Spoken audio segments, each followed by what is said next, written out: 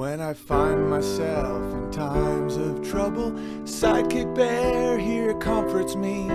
He says the same thing every time. It was always the Jews. Well, Sidekick Bear has a really nefarious past. Hi, everybody. I have a good show for you today. I just have to check in on the chat, make sure the audio is good. I was having a bunch of technical problems this morning, so I wanted to make sure we're good. Does the piano sound okay and the audio sound okay? Because when I'm doing a real music-heavy podcast, I want to make sure everything's okay. Because I'm not using any of the artist's songs, because I'm going through a bunch of songs today. Some of them I'll just read the lyrics, some of them I'll try to play, but I'm not going to play the original recordings because then I'll either get my video kicked off or something awful will happen. So let's get involved. All right, today I'm going to talk about how music has changed since the 1950s till today. Why? Maybe we can hypothesize some reasons.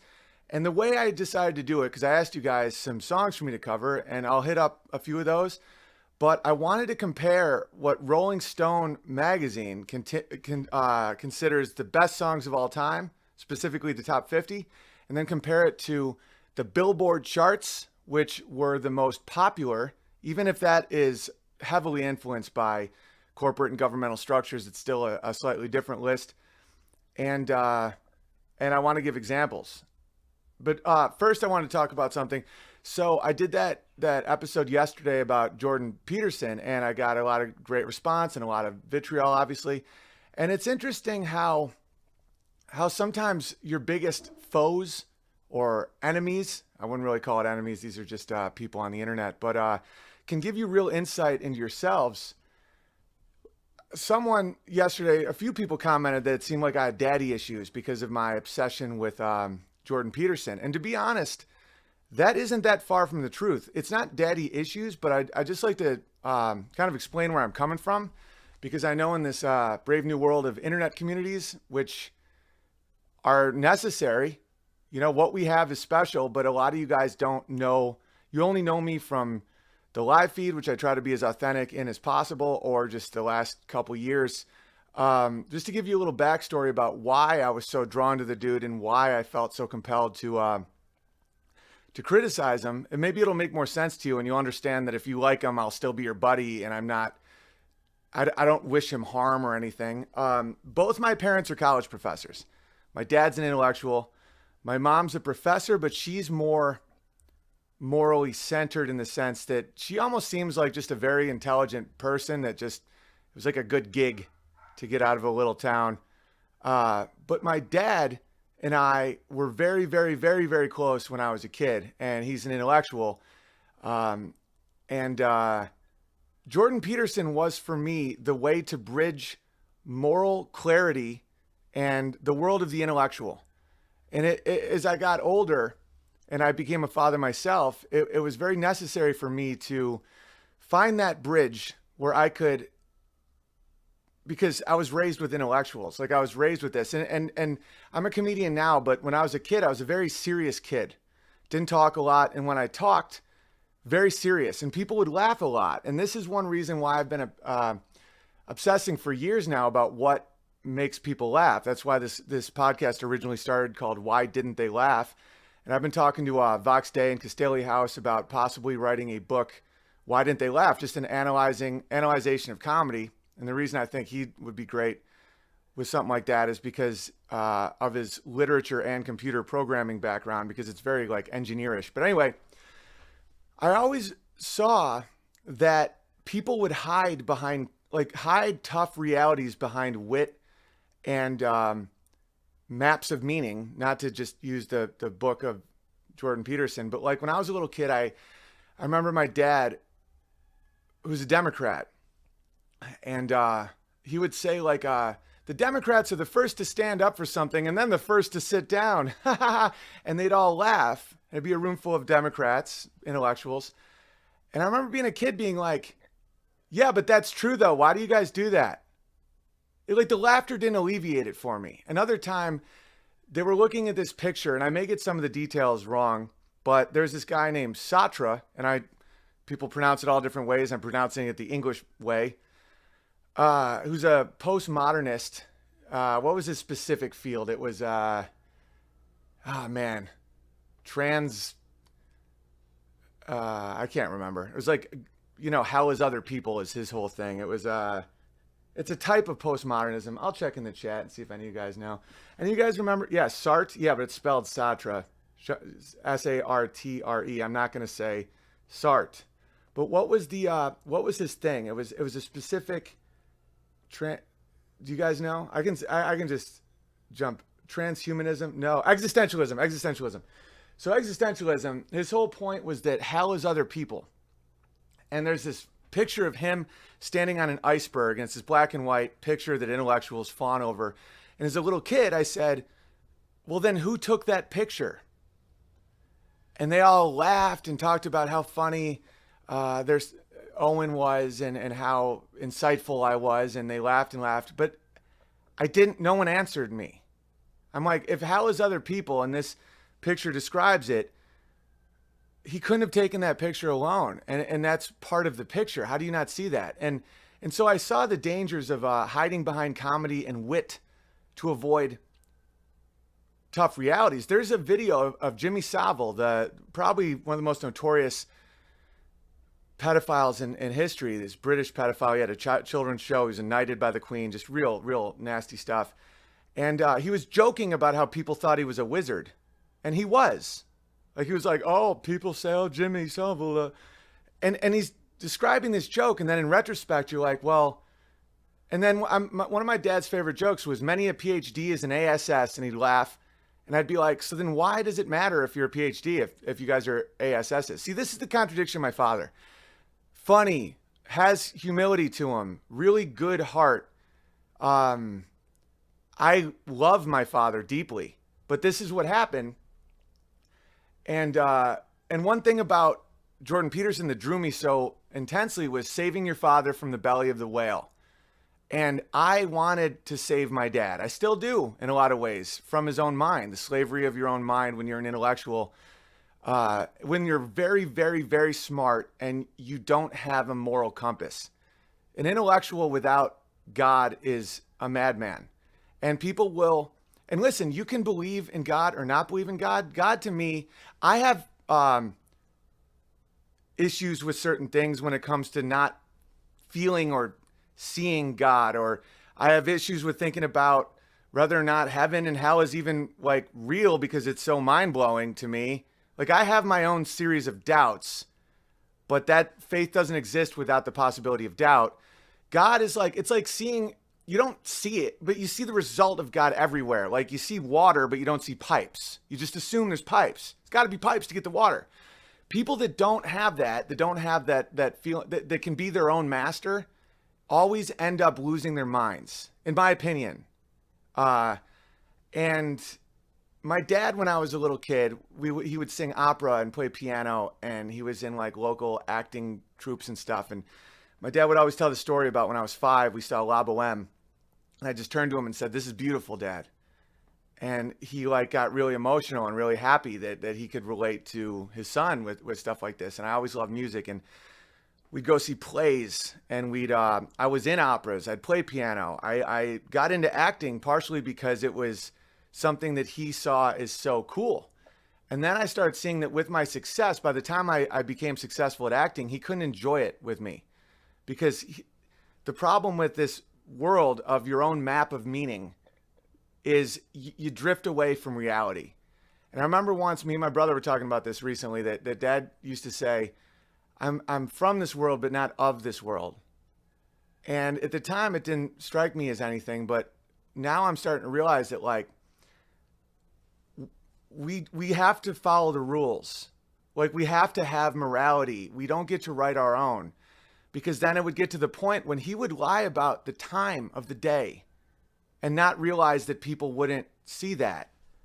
And this is the thing about my dad, is he was really abused as a kid. He had a rough beginning. And what happens is people develop these hyper intellectualizing ability when they're really smart and they faced abuse, and it fractures your personality, and it kind of makes you have a self-love because no one else is supporting you and people are hurting you. And he gave me a world where I didn't have to face that. And I'll always love him and honor him for it. And one of the ways that I'm honoring him in my own way, and don't think that this is, trust me, if I wanted to put him down or slander him, there's so many things that I could say that people would just be like, what? I'm I'm giving him all the benefits I can, while at the same time being completely honest. This is the truth. He broke cycles of abuse with me and my brother that allowed us to see this, but he couldn't do it for himself. And so I thought Jordan Peterson could bridge that gap with me. And when I saw that he is also one of these intellectuals that has that self-master, self-God, self-love, and I don't know what causes it or where it's from, what I'm trying to do is save the next dad, like my next dad that's a kid that's listening to this stuff and not realizing that that will take him into chaos. I don't feel the need to save myself or to hurt people. To me, it's like I picture it breaks my heart because my dad is so kind and thoughtful and funny, but he used wit and comedy to hide some really dark stuff. And that I think is why I focused on it. So I just thought I would share that. All right. Because being smart doesn't save you in any way. You become a slave to your own mind, and there's no worse thing you can do than try and create your own world. We didn't create the world. We didn't create ourselves. We're not our own masters. So that's basically what I'm trying to say. And I guess sometimes I could sound a little, I don't know if I want to use the word mean because it doesn't really mean anything, but vitriolic with Peterson. And it can rub people the wrong way because they're like, well, he does do good in the world. My dad is professor of the year every year. My dad has helped so many people. He still is. Like, of course there's good in the world. Of course there's good from these people. The reason that I talk about it is not because there isn't good from it. Its base isn't good. And if you take that pill, if you take that poison pill, it's sad. It's so sad. And I literally pray that my dad can snap out of it and we can have like one of those conversations like we did when I was a kid, and we do debate and we do music, and sometimes there's a glimmer of it with him with music. Like we'll talk about music and he's back because the guy is brilliant. But when you're your own master, it's like you just drift away from any reality or other human beings. And it is the hell that Sartre attempted to depict. But see, the thing about Sartre, which is just like Peterson, is Sartre wasn't alone. He was giving you a world that isn't real, that if you follow it, you'll enter something much more hellish than what he was in when he made it. And that's crazy. All right, I'll get to the music stuff. I just wanted to address that because I like to read your comments. And a lot of you guys say some pretty profound stuff. Even if it's on the surface, it's meant to attack me. Sometimes there's some real truth in it. You know, there's truth when people said, it sounds like you have dad issues. And it's like, I do. It's not issues. It's not like this unresolved stuff, but I see a lot of my dad in Peterson. And I think that's one reason why I'm so aware of what's happening. And it's not that I want to knock down a man. It's that I don't want people to follow this path that took away my best friend when I was a kid was my dad. Like the person that I was like trying to impress with so many of my acting things. Cause I wasn't drawn to like the silver screen and fame and stuff. Like I just became really good at something my dad was interested in. And it could have been anything, but my dad liked music and acting. And he would talk about when he was at Northwestern that he was in the acting program and how much he liked it. So I wanted things to relate to him with. And then by the time I thought, you know, the whole, did I do good? And this is one thing about me, I'm sure some of you guys relate to this, is I'm susceptible strong personalities because I am a server. You know, male nature in its pure form, in its best form, is service. You know, and it's been manipulated, it's been distorted, and it's all this stuff. But it's, did I do good? Is this good? I've accomplished something. What do you think? And it's not good for me to need praise to be paid for that. I should do it for itself. And these are things that I've worked on throughout my life. But to go to my dad and say, Dad, I'm like a pretty main character in a movie, on the movie, you know, sign in our hometown. Like, what do you think of that? And by then it was the dream was gone. You know, it was different. And some of his old students that got into politics were some of the meanest and most insane to me on Twitter. I remember when I was first getting expunged from Hollywood and the left, people would tweet to me, "Oh, I can't believe you're John's son. Like you're an embarrassment." And these are people I knew. This one guy babysat me when I was a kid, and he was like, "What are you trying to be like Alex Jones? Like attempting to hurt me?" And I remember just being like, the enemy of my enemy is my friend. I'm going to look into this Alex Jones character, because say what you will about a lot of these guys, free thought is what you lose when you go down these roads of self-God. You think that you get all the freedom in the world and you get none. When you say, I'm my own master, I'm my own creator, I can make my own meaning, I can make my own definitions, I can lie because I know better than other people. What you're left with is nothing. You're left with no feeling of pride in your family, no drive, no truth, nothing. You can't tell what time it is because the time is based on your need, not what time it actually is. And there's no human being smart enough to handle all the information and all the facts of reality to reassemble into any type of utopia in your mind. You end up broken. You end up without the very things that made you special. And the thing about my father is my father fought and beat so many demons to give me and my brother a life safe from the type of trauma that makes your personality kind of drift towards narcissism. And I will always respect that, and I will always honor that. And so I just wanted, because sometimes I can come across as very aggressive and intense. I get that from my mom, and I get that from my childhood, just being a very serious boy. and so that's where it all comes from. And I just thought that would help you guys understand that not only do I not hate Peterson, there's a love I have for him in a certain way because I see my father in him and I see the mistakes. And he's much younger than my dad. Peterson isn't on a good path. And I just don't want to see young men, because the vitriol I would get from Peterson fans, like, kill yourself, live stream it, I want to watch you die. Like, and some of these aren't bots. I'm like, this is some poisonous stuff going on here. All right, so let's talk about music. So one of the funniest things I find about Scott Adams is he doesn't listen to music. He's a quirky dude.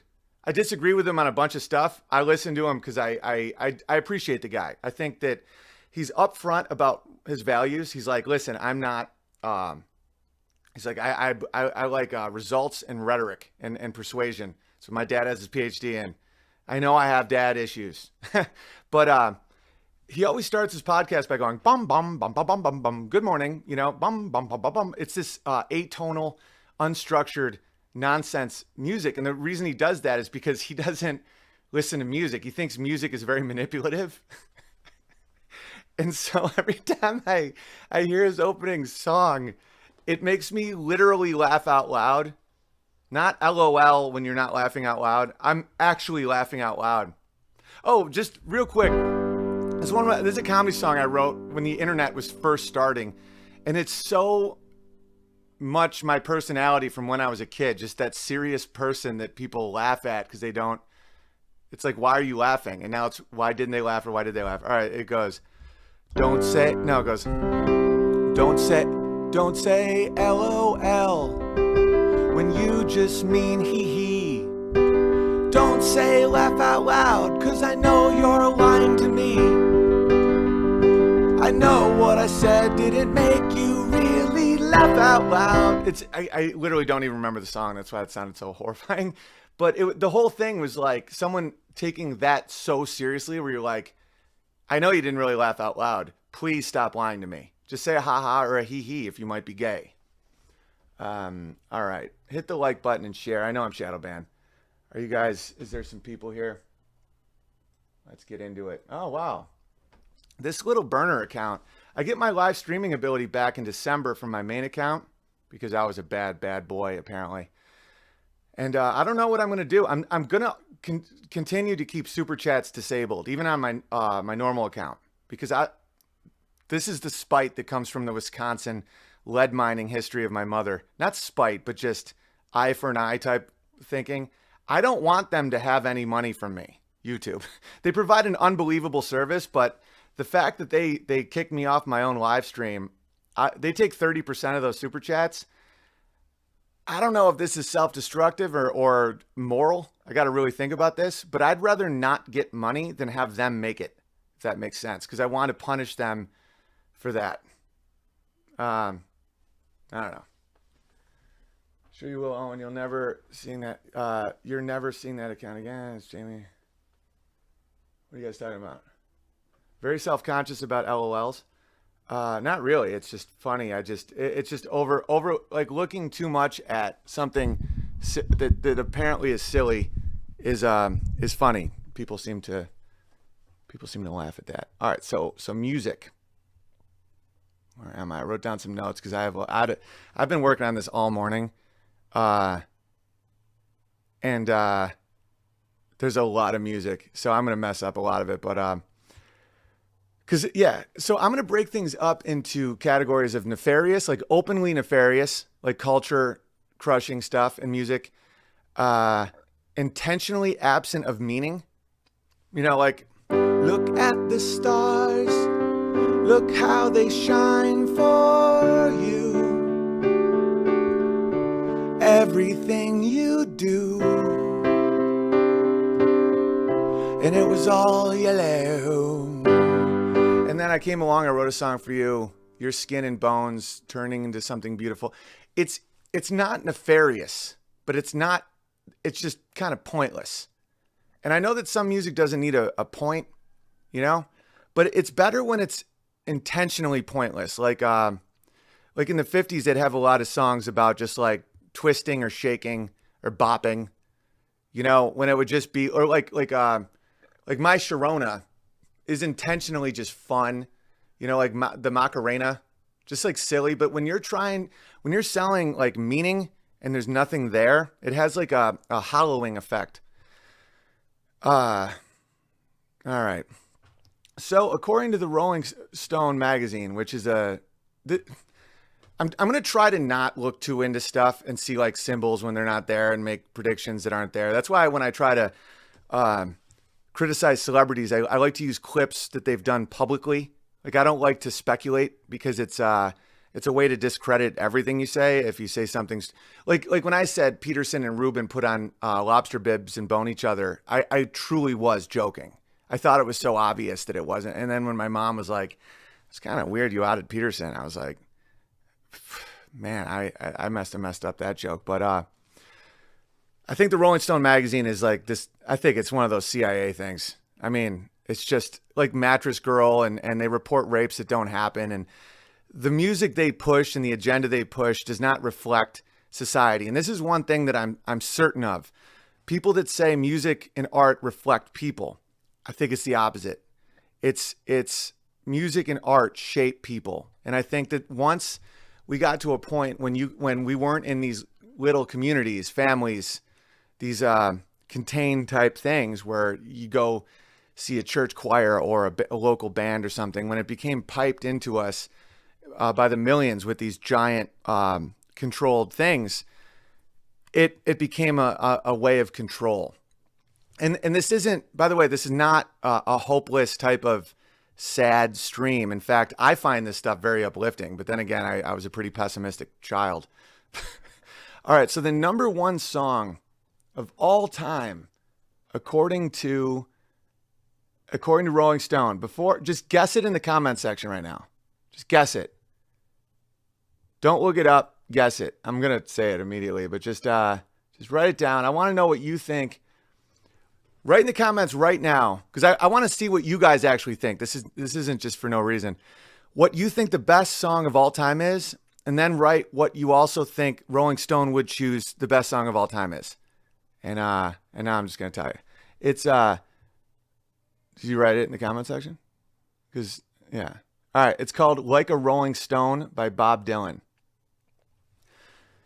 So the song goes like this. Once upon a time, you dressed so fine. You threw the bumps of dime in your prime. And then people called and said, beware down, you're bound to fall. When you thought they were wrong. Then you used to laugh and bear. Everybody that was hated. Now you don't talk so loud.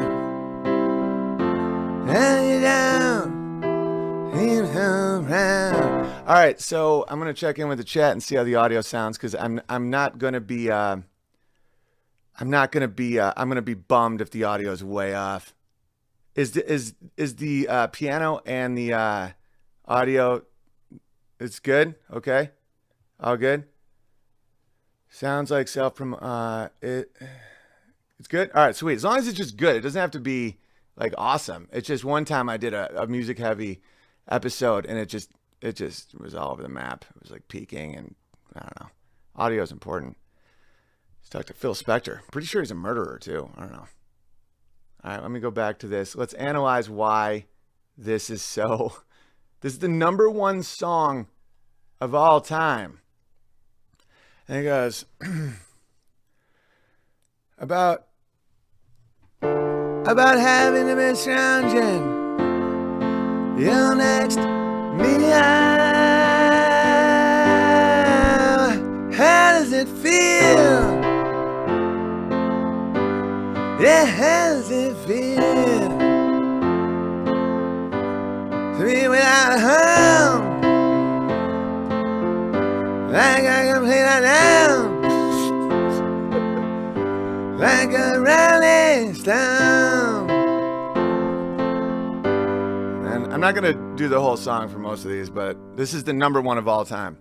Hey, yeah, going to the fine school, alright. Miss Lonely, but I know you only had to get just it.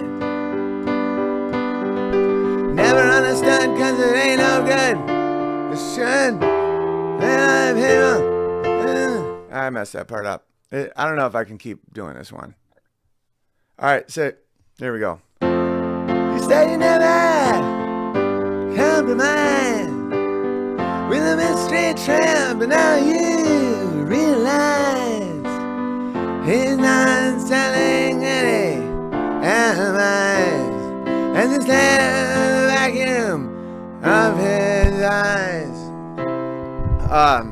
And say, do you want to make a deal?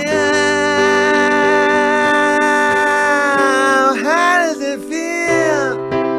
Okay, by the way, those of you that are probably covering your ears and stopping the dogs from howling in your neighborhood, I just want to let you know that live, I sing that better than he does. He's a horrible singer. Horrible. So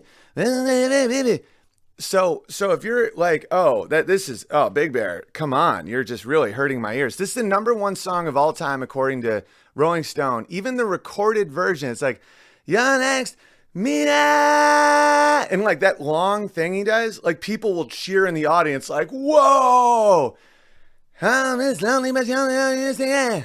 Isn't it? All right, so this falls under the category of intentionally vague and definitely nefarious. So it's once upon a time you dressed so fine, you threw the bums a dime in your prime, didn't you? People call and said, beware, doll, you're bound to fall. You thought they were all kidding you. You used to laugh about everybody that was hanging out. Now you don't talk so loud. Now you don't seem so proud about having to scrounging for your next meal. How does it feel? How does it feel to be without a home, like a complete unknown, like a rolling stone? It's just, you got to understand, like, how does it feel? How does it feel? It's almost like this. Hang on, let me just read a little bit more. You're going to the finest school, all right, Miss Lonely, but you know you only used to get juiced in it. I don't know what that means. Nobody has ever taught you how to live on the street, and now you're going to have to get used to it. You said you never compromised with the mystery tramp, but now you realize he's not selling any alibis as you stare into the vacuum of his eyes.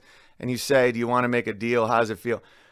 It's, you can't follow its meaning, but it's all about a college age person just throwing their life away and ending up on the street, and then just saying, how does it feel? How does it feel? With no direction of home, a complete unknown, like a rolling stone. Oh, you never turn around to see the frowns on the jugglers and the clowns when they all did tricks for you. You never understood that it ain't no good. You shouldn't let other people get your kicks for you. You used to ride on the chrome horse with your diplo. See, this is what makes songs like this. And listen, I may be completely wrong, guys. I'm just giving you my honest opinion. There's enough like meaning that hits you a bit in this song where it's about hubris. You know, it's about like, you never turned around to see the frowns on the jugglers and the clowns when they all did tricks for you. It's almost like from your ivory tower, you didn't look at all the people that were helping you. You just ignored them, and now you're on the street. But that's not really the point, though. There's like slivers of that, so you internalize it, and then you just keep chanting like no direction of home, like a complete unknown, like a Rolling Stone. Bear in mind, Rolling Stone named their magazine Rolling Stone. Papa was a Rolling Stone. You know, like there's this, when you see the results of this, if you're raised fairly well and you have a head on your shoulders, you can appreciate songs like this from the perspective, you know. But then over time you start realizing that it's a way to degrade, to just keep showing you these images of society and making people sing along these really negative words. And then you celebrate it. Like you're, all right. So everything they're describing, the Rolling Stones is a band, a magazine. It's in film and television. And like, it's an oddly idolized position for being so negative in this song. Ah, princess on the steeple and all the pretty people, they're all drinking, thinking that they got it made, exchanging all precious gifts. But you'd better take your diamond ring, you better pawn it, babe. You used to be so amused at Napoleon in rags and the language that he used. Go to him now, he calls for you, you can't refuse. When you got nothing to lose. You're invisible now, you got no secrets to conceal. You understand that inevitably, that's how they want people. That's how controlling people want people, whether it's their children or a population. It's they want you, when you got nothing to lose. Go to him now. He calls you. You can't refuse. You're invisible and you have no secrets to conceal. This is way before the NSA and way before all these programs that are designed to make sure that you have no secrets. But, you know, that there's always been spies. But this isn't a jump to interpret this way. So they're speaking about this girl that went to a nice school, has a diamond ring. You got to understand that a lot of the things that are seen as these, like, look at all the things you've lost. She had a good life. And then and they don't say how she lost it, but now go to him. You got nothing to lose, nothing to conceal. You have no direction to home. You're a complete unknown. You're like a Rolling Stone, which is the name. Rolling Stone is seen as an iconic word. And that's how words work. Words are very powerful. And to say, this is the best song of all time means it's been vetted. You know, the imagery in it is all right. So next up is I Can't Get No Satisfaction. I'm not going to play that, but because it's more. And bear in mind, I like listening to the Rolling Stones. I like some Dylan songs. Somebody yesterday wrote me an email that they love my stream, even though I'm a bit of a Quaker or like Amish or something. Like, I still jam it's just like I like Sympathy for the Devil. I'll get to that in a second. It's just the title was the nefarious part, but we'll get to that. When you see, wait till we get to 2018. We're starting with just Rolling Stones. We're going to do a couple of those, and then I'm going to highlight the number one songs of 50s, 60s, 70s, 80s, 90s, 2000s, 2010s. I'm obviously not going to play most of them, but just what they're pushing on society and how it's slowly degraded and why. So I can't get no satisfaction. It's about materialism. You know, when you idolize someone, this is another reason I'm so against idol worship, is it leaves you susceptible to their words. When Mick Jagger says, I can't get no satisfaction, and you look up to Mick Jagger, that does something psychologically to you, where you think, that's why Hollywood celebrities, controlling celebrities is in Saul Alinsky's Rules for Radicals. Like, that's a major part of subverting a society, is you get celebrities, American idols, to say something, even if you disagree with it, you start agreeing with it because you idolize this person. All right, I can't get no satisfaction because I try and I try and I try and I try. I can't get no. When I'm driving in my car and a man comes on the radio and he's telling me more and more about some useless information supposed to drive my imagination, I can't get no. Hey, it's what I say. I can't get no satisfaction because I try and I try and I try and I try. When I'm watching my TV and a man comes on to tell me how white my shirts can be, but he can't be a man because he doesn't smoke the same cigarettes as me, I can't get no satisfaction. Okay, so I can't get no girly action, and I try and I try. When I'm riding around the world and I'm doing this and I'm singing that, and I'm trying to make some girl who tells me, baby, better come back later next week because you see it. All right, so a lot of you have accurately pointed out he's in a subtle way, and this is why these songs were so important in the 60s, because it can bridge morality. He's making a valid point, but you have to have the imagination and the time and the wherewithal and the upbringing to be able to put this in context and say that's a character. To say, when I'm driving in my car and a man comes on to tell me how white my shirts can be and I can't be a man because I don't smoke the same cigarettes, he's criticizing it on a level. Like, he's saying, like, that writing blatantly is saying, like, I can be the man I want to be. I don't have to have this white shirt. On some level, you can say this is a critique of the materialistic world and of advertisements and trying to make people unsatisfied. But in reality, the way our mind works, and I highly recommend the book, This Is Your Brain on Music by Daniel Levitin. The way our brains work is through repetition and through saying things back and through singing along and through skipping through and not analyzing the lyrics, not having any kind of context. It pushes your personality to a point when you're just singing, I can't get no satisfaction. I try. I can't get no satisfaction. And again, just like a Rolling Stone, the best place for people who want to control you to be is unable to get any satisfaction in your life, nothing to lose, no direction of home. Like, that's a desperate place that they want to keep people. And who's they and who's why? It's the most basic motivators on the planet: control, power, money. It's like, if you have a government that wants to take more and more taxes, take away more freedoms, control more and more, the best thing you can do to people is take away their direction of home, make them unsatisfiable. That way you can fill them.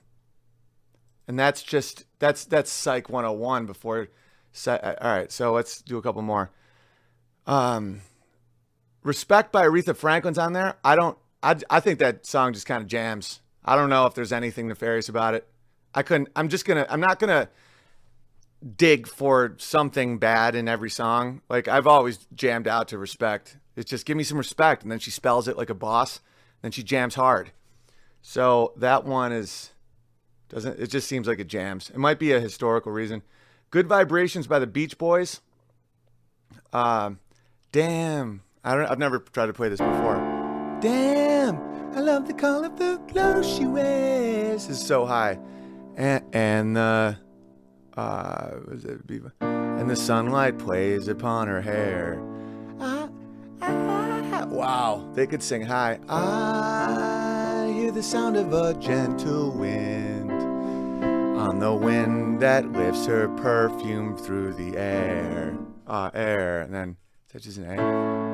And then I'm picking up good vibrations. She's giving me. All right, so I don't really have a huge opinion on this one, but I will say this: the concept of vibrations. A lot of you guys wrote to me about the frequency change in music in the 1930s, and how frequency, like what frequency the hertz, megahertz, or whatever, you actually hear music in changes human behavior. I haven't had a chance to dive into that, so I can't really talk about it. But I remember in Vanilla Sky, this song playing when Tom Cruise was losing his mind and realizing that his world wasn't the world that he lived in. I thought at the time was one of the best soundtrack decisions I'd ever seen, and I didn't know why. But it's like, I'm picking up good vibrations, and he's just spiraling. No! You know, he realizes he like killed a chick and there's something going on with that one. I just don't really know. And then, of course, Imagine by John Lennon. And so I'm going to play you guys a little comedy clip from my special Feed the Bear taped in England, just analyzing this because I've been slightly obsessed with this song for a while and just the negativities of it. Sidekick Bear has never listened to John Lennon. He's always called him a commie. He always calls John Lennon a Jew, which is weird. Sidekick Bear has issues with Jews, but I don't think John Lennon was a Jew. He thinks that he changed his name from Lennon, like the original Jew Lennon. He calls it Jew Lennon, even though the first Lennon, I don't even think it was a Jew. I think Sidekick Bear is trying to blame other people for the fact that he's sitting on my stool, but who knows? All right, here we go. Yeah, Beatles are great. John Lennon moved to America, and we promised we weren't going to shoot him. Bear in mind, this is in England, so American audiences have been more touchy about this joke than England, which I always find hilarious. So just enjoy. Oh, and by the way, you can get this special at hugepianist.com. The same with a bunch of other specials. PayPal.me/feedthebear if you want to tip. It's all completely funded by you guys. No commercials or anything like that. All right, enjoy. You know, he's a wonderful man, and he's a brilliant man, and he was moving to New York City, and we all promised. We're like, we will not shoot this guy. But, yeah, we ended up shooting him in the head, and he died. We're really sorry, you know? But the more I think about John Lennon, I love a lot of his songs, like Mother is a great song, and Jealous Guy, great song. But his biggest song that I've watched on tape, 250,000 people weep to publicly, is called Imagine. And the older I get, and the more I pay taxes and whatnot, the more I rethink the lyrics of Imagine. And this is me. By the way, for those writers out there, aspiring comedians, what I just did was foreshadowing. And it's the type of thing where only a certain percentage of the audience is even going to understand what I'm doing, but it kind of sets a tone where I say pay taxes and whatnot. The reason, the specificity of that part of growing old obviously relates to Lennon, and a few people that already get what I'm doing find that funny, and then the rest, it doesn't matter because you don't lose anything from foreshadowing. Responding to Imagine from the audience as an adult.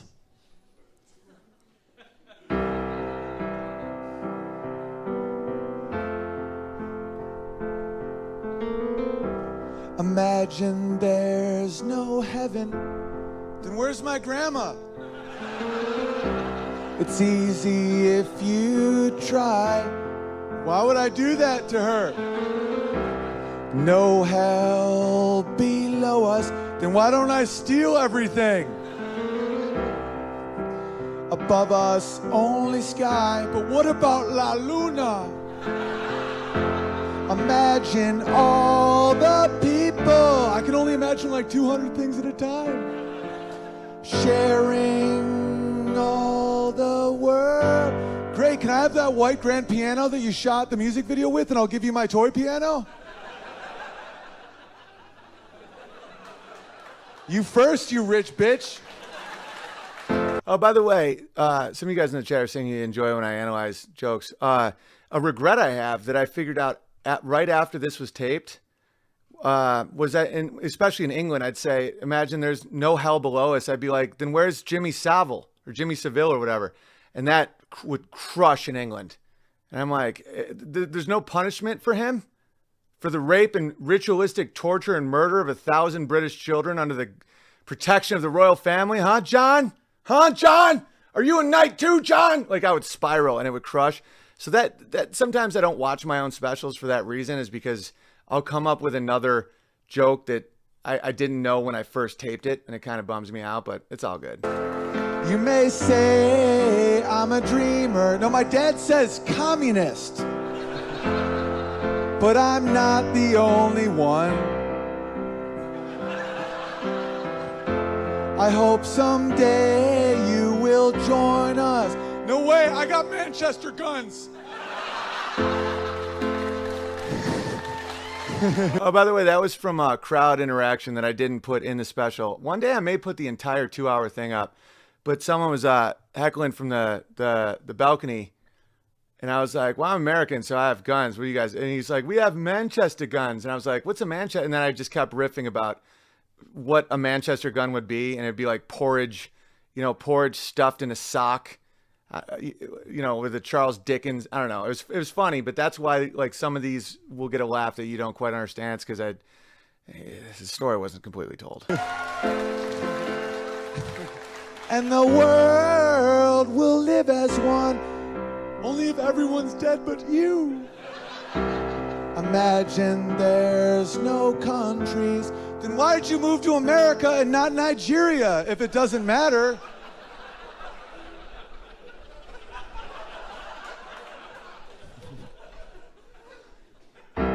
Imagine no possessions. I don't have to imagine. I'm an actual poor person, you billionaire cunt.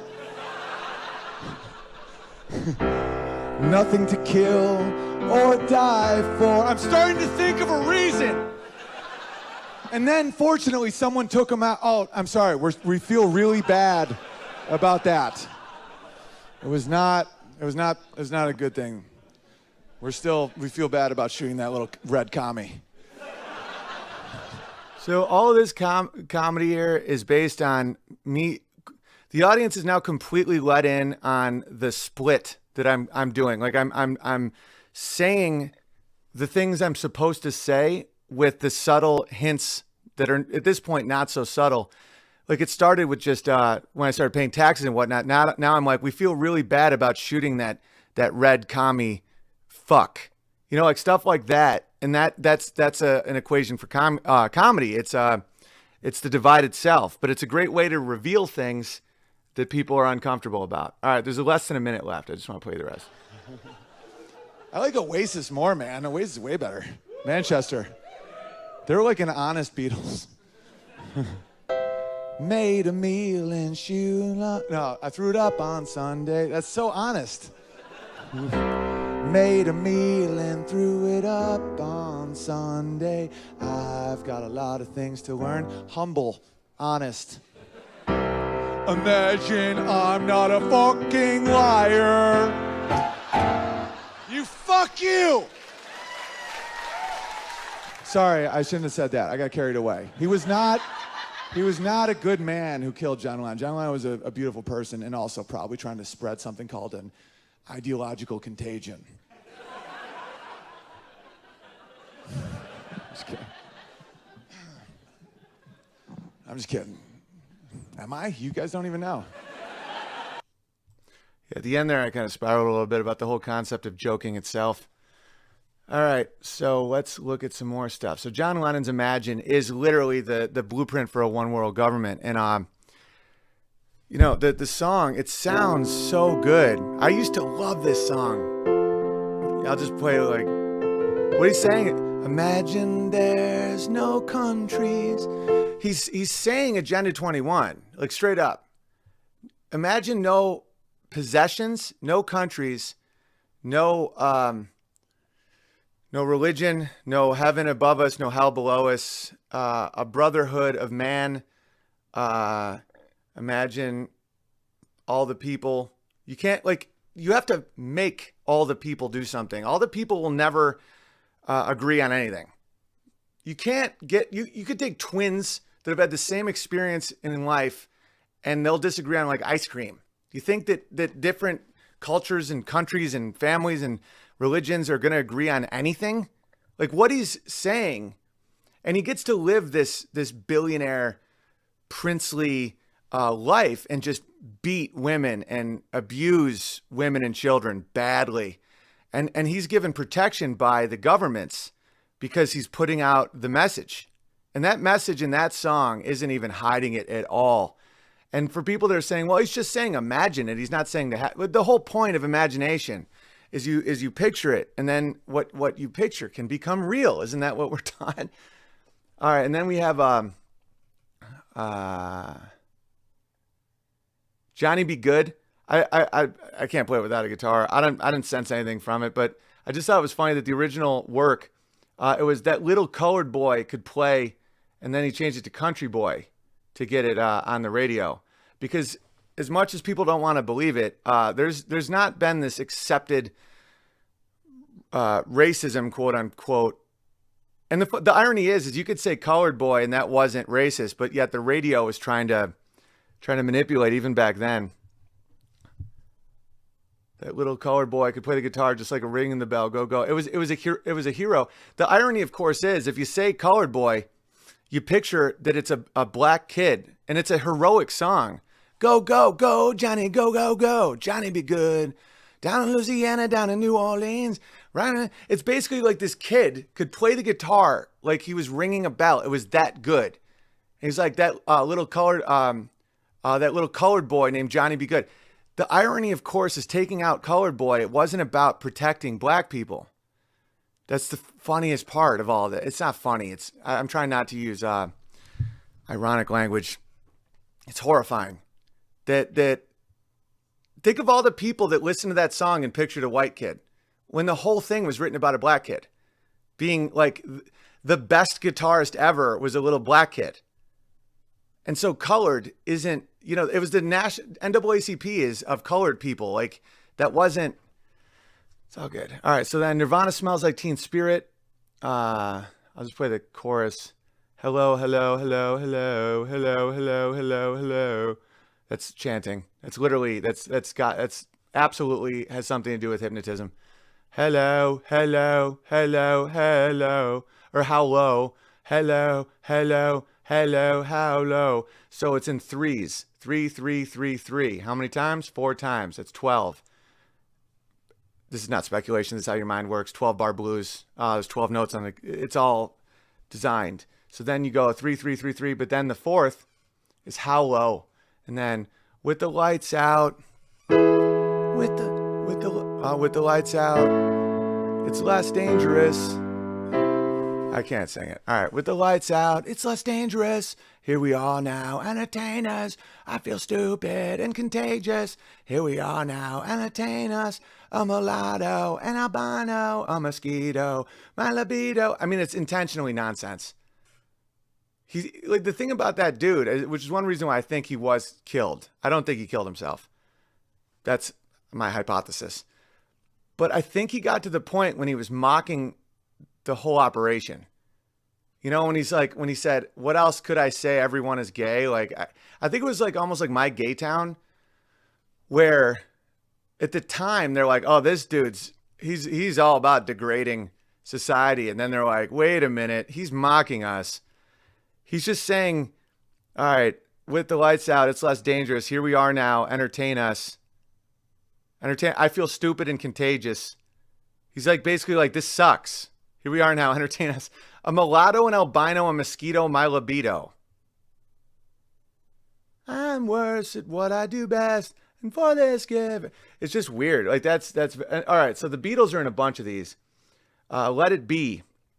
So it goes, when I find myself in times of trouble, Mother Mary comes to me, speaking words of wisdom, let it be. And in my hour of darkness, she is standing right in front of me, speaking words of wisdom, let it be. Let it be, let it be, let it be, oh let it be. Sorry, I messed up. Whisper words of wisdom, let it be. And when the broken-hearted people living in the world agree, there will be an answer, let it be. But though they may be parted, there is still a chance that they will see. There will be an answer, let it be. All right, this one's pretty obvious to me. I don't know if it is to you, but let me make sure I get to all the... All right. And when the night is cloudy, there is still a light that shines on me. Shine until tomorrow, let it be. I wake up to the sound of music. Mother Mary comes to me, speaking words of wisdom, let it be. Let it be. All right, so this is a brilliant work of indoctrination because it's so good. I always love this song. And see how manipulative it is to say Mother Mary? That's one reason why some Christians are not too fond of the Catholic Church and how they have a worship for Mary and idolize Mary and the saints and bones and the Vatican and the Pope and all this stuff, because you don't understand, when this song was made in the 60s, you would say Jesus Christ would come to me, or God would come to me. You would never say Mother Mary. So the population was very, very Christian. The American population in the early 60s was, I'd guess 95% Christian. And so you had to bridge that gap somehow. You had to take away Jesus Christ and put in something else. Something that would be that would make Catholics think that it's Christian, but it's not, though. It doesn't have to be. Mary's a common name, and although Mary is awesome in the Bible, and this is one of those things that lets me know how long this has been going on and why the degrading of Christianity is so important to the state and to the controllers, to the Luciferians, because when you have Jesus Christ and God, these tricks don't work. Because you understand, the entire point of this song is submission. This is the cuckold anthem. And I would never have seen it. And there's people that are going to be like, you're looking way too into this. Read the words. When I find myself in times of trouble, Mother Mary comes to me. A woman who may not be Jesus' mother. It might not even be Mary. That's the thing. It just says Mother Mary. Speaking words of wisdom, let it be. Means just like walk away. And in my hour of darkness, she is standing right in front of me. Not God, not Jesus. This woman. Speaking words of wisdom, let it be, let it be, let it be, let it be. Whisper words of wisdom, let it be. It's all passive. And when the broken-hearted people living in the world agree, again, that's a world of people will never agree on anything. And when the broken-hearted people, so that's saying when the broken people, and people aren't just broken-hearted. Like, I have damage, I have heartache, I have sadness, I have all these things. I'm not a broken-hearted person. I'm not a victim. I'm not insane. Like, when you label people broken-hearted, you're not saying you're going through heartache. It's just, and when the broken-hearted people living in the world agree, there will be an answer. And then what's the answer? Do anything? No, let it be. And listen, there's times to walk away from things and there's times not to. But this is saying that the answer to everything is passivity. But though they may be parted, there is still a chance that they will see. There will be an answer, let it be. And then you just repeat it with trance like, let it be, let it be, let it be, let it be. And if the music is beautiful enough and it's sung honestly enough, you don't realize it's hypnosis. Like if I just said this without music, just let it be, let it be, let it be, let it be. There will be an answer. Let it be, let it be, let it be. Let it be. Let it be. Whisper words of wisdom. Let it be. Like, that's hypnosis. That's what hypnosis is. And by the way, you can still enjoy this song as long as you just know what it is. Once you know what it is, it doesn't have the same power over you. It's when you don't know it is when it's bad.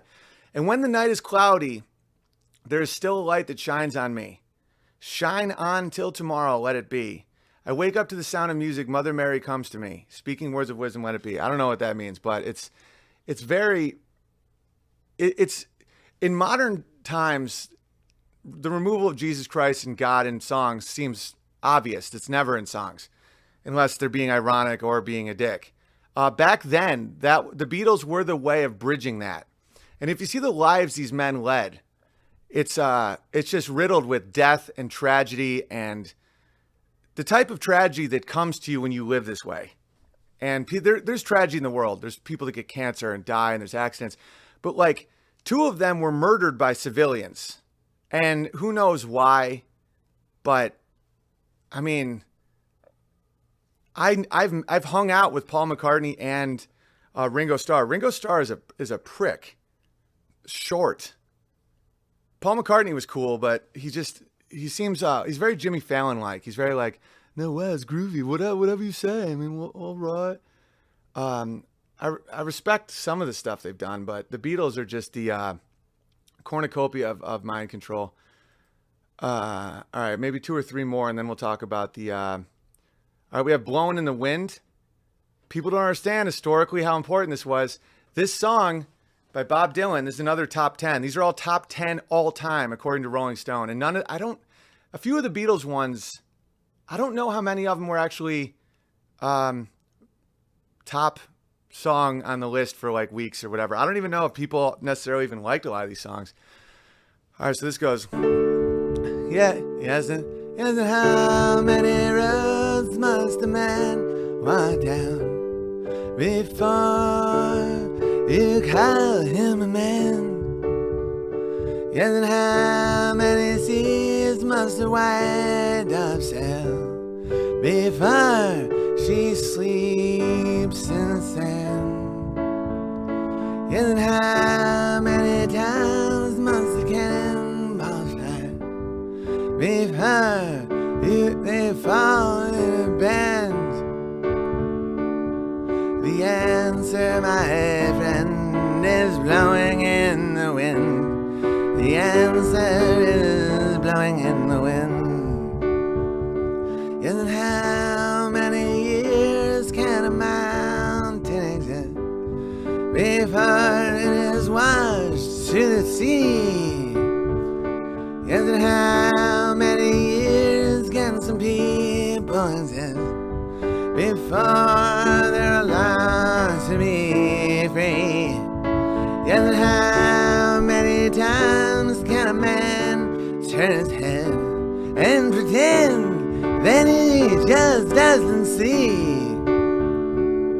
The answer, my friend, is blowing in the wind. The answer is blowing in the wind. All right, let's analyze this and let's talk about the historical significance. So that song started getting sung in liberal churches. And that was the big, because you have to understand, the church, Christianity, belief in God, belief in something bigger than the state, than your own feral impulses, had to be taken down before a people can be conquered. And so these things were all instrumental for doing that. You know, just like this land is your land, this land is my land. There's a reason we know that song and not. And bear in mind, this is one thing I will say, and even today, there's so many good musicians doing so many beautiful things. I'm talking about mainstream, like what is pumped into us. And being an artist myself and being a comedian, I watched it happen right in front of me over the course of a decade. So I know it happens. I know that whole industries and whole art forms and whole everything get usurped by a controlling entity or evil deity. And so let's look at this. So this song started getting sung in church, in liberal churches, in the Catholic Church. And why is that important? Because it's nihilism. This is saying that you don't know. Because if you have experience and a backbone and stuff, you can interpret this as saying, you can interpret this in a benevolent way. There is a way of interpreting this, but you have to understand these aren't aimed at you. They're aimed at young people. They're aimed at, like, it's kind of like why I talked about my experience with my dad and how it affected the Jordan Peterson opinions that I have. I can't assume that you know my thoughts, my history, my spirit, the way I see the world, all that stuff. It's the same with this. It's so easy for people to be like, oh, you're looking at this wrong. You understand? You don't think I know how you can see some of Jordan Peterson's lectures and see the good in it? You don't think I understand that? You don't think I understand that you can read this or listen to this? Let it be. I mean, 15 years ago, there's a chance that could have been like a wedding song for me. Like, I used to love that song. I still do like it, how it sounds, but like, there's multiple meanings, and in psychology, and in mind control and controlling populations, it's all about the double meaning. You have to let something in that looks innocent, like the rainbow. First, you take it from Noah, you take it from the original message of the rainbow, you take it from nature, and you make it the exact opposite, and it's the same with this. So if you're raised with morality, and you have to understand, a lot of kids are not now, and wait till we get to what the music is like now, and the top songs and the top everything. This appears very different, saying that you can't ever know or say. So how many roads must a man walk down before you can call him a man? Yes, and how many seas must a white dove sail before she sleeps in the sand?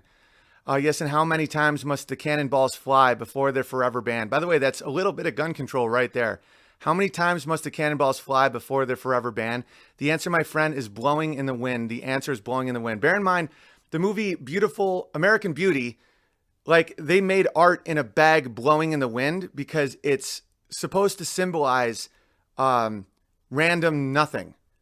If you're a religious person, you could say the answer is blowing in the wind, meaning it's godly, it's around us and we can't control it.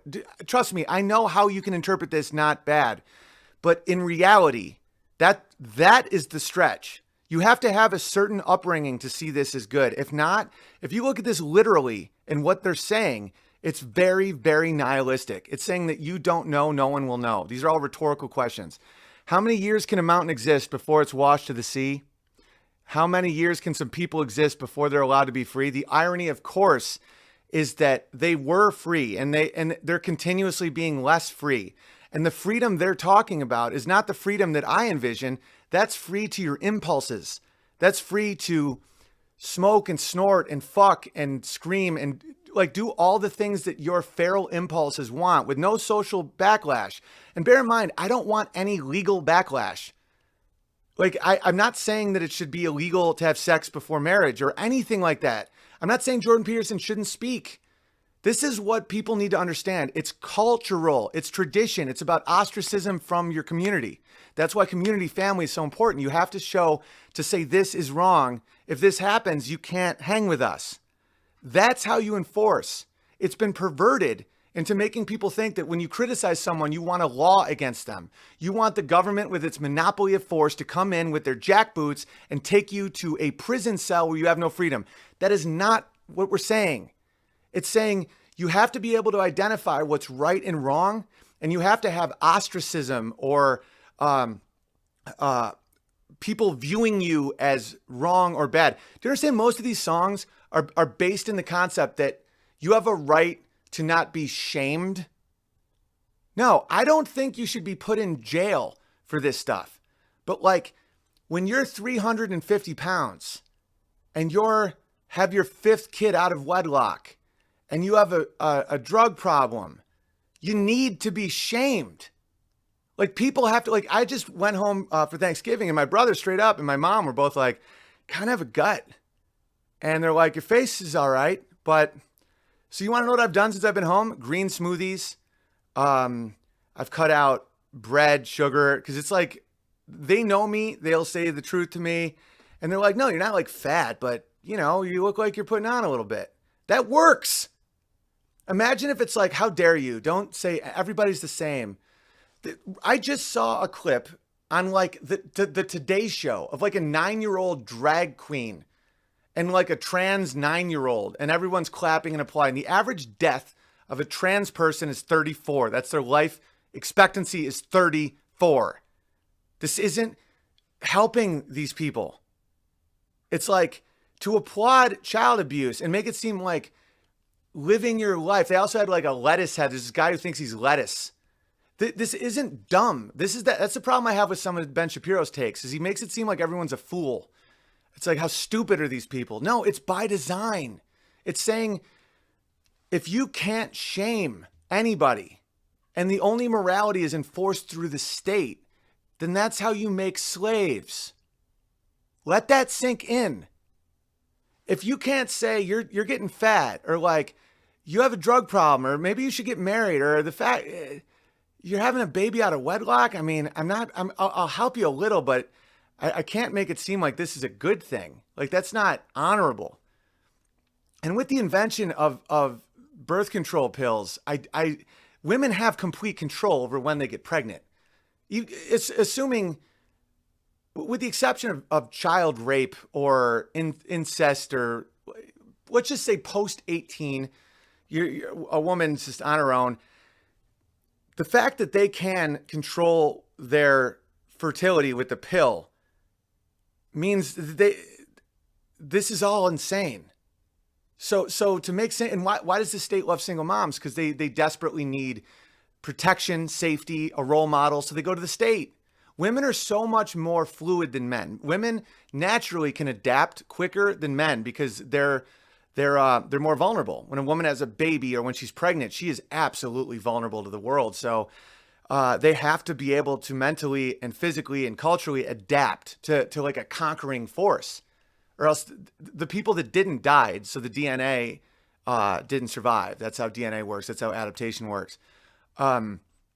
So the reason they go after women, and why the left is so horrified by white women voting in people that promote personal accountability, is because they think they own the whites. They own white women, because all women in their mind, and this goes beyond the right-left paradigm. There's far more of it on the left than the right, but like Republican, Democrat, I've seen Republicans doing some of this nonsense as well. It's just the whole concept of Democrat and the left is this. It's the removal of anything that allows you to see what the answer is or how you should live. You know, the removal of shame, ostracism, criticism. Like when I was criticizing Jordan Peterson, it was shocking to see how people couldn't tell the difference between criticism and trying to create censorship. That's by design. This has been going on for decades to slowly wither away at your mind and your heart and your soul. So when you can't detect the difference. So the answer, my friend, is blown in the wind. The answer is blown in the wind. And then you couple that with all we are is dust in the wind. You know, like there is ways of seeing that as humility, but there's also a much, much, much more common way of seeing that, of nihilism. How many times must a man look up before he can see the sky?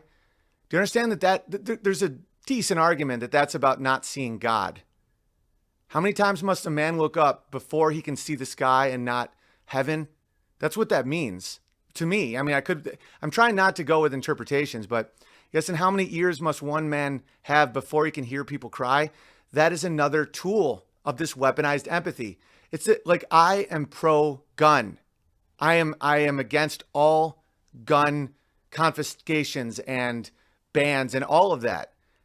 And the argument people will seriously put to me is that I don't care about kids being murdered in schools. And you have to have a fractured soul to really believe that someone like me, or just almost anyone that isn't a full-blown psychopath, that they're motivated by, they don't care about children being murdered in school. Bear in mind, these are the same people that believe heavily in tax-funded abortion for any reason at any time in the pregnancy. So this whole concept that how many ears must you have before you can hear people cry? Sometimes people will cry and you shouldn't help them.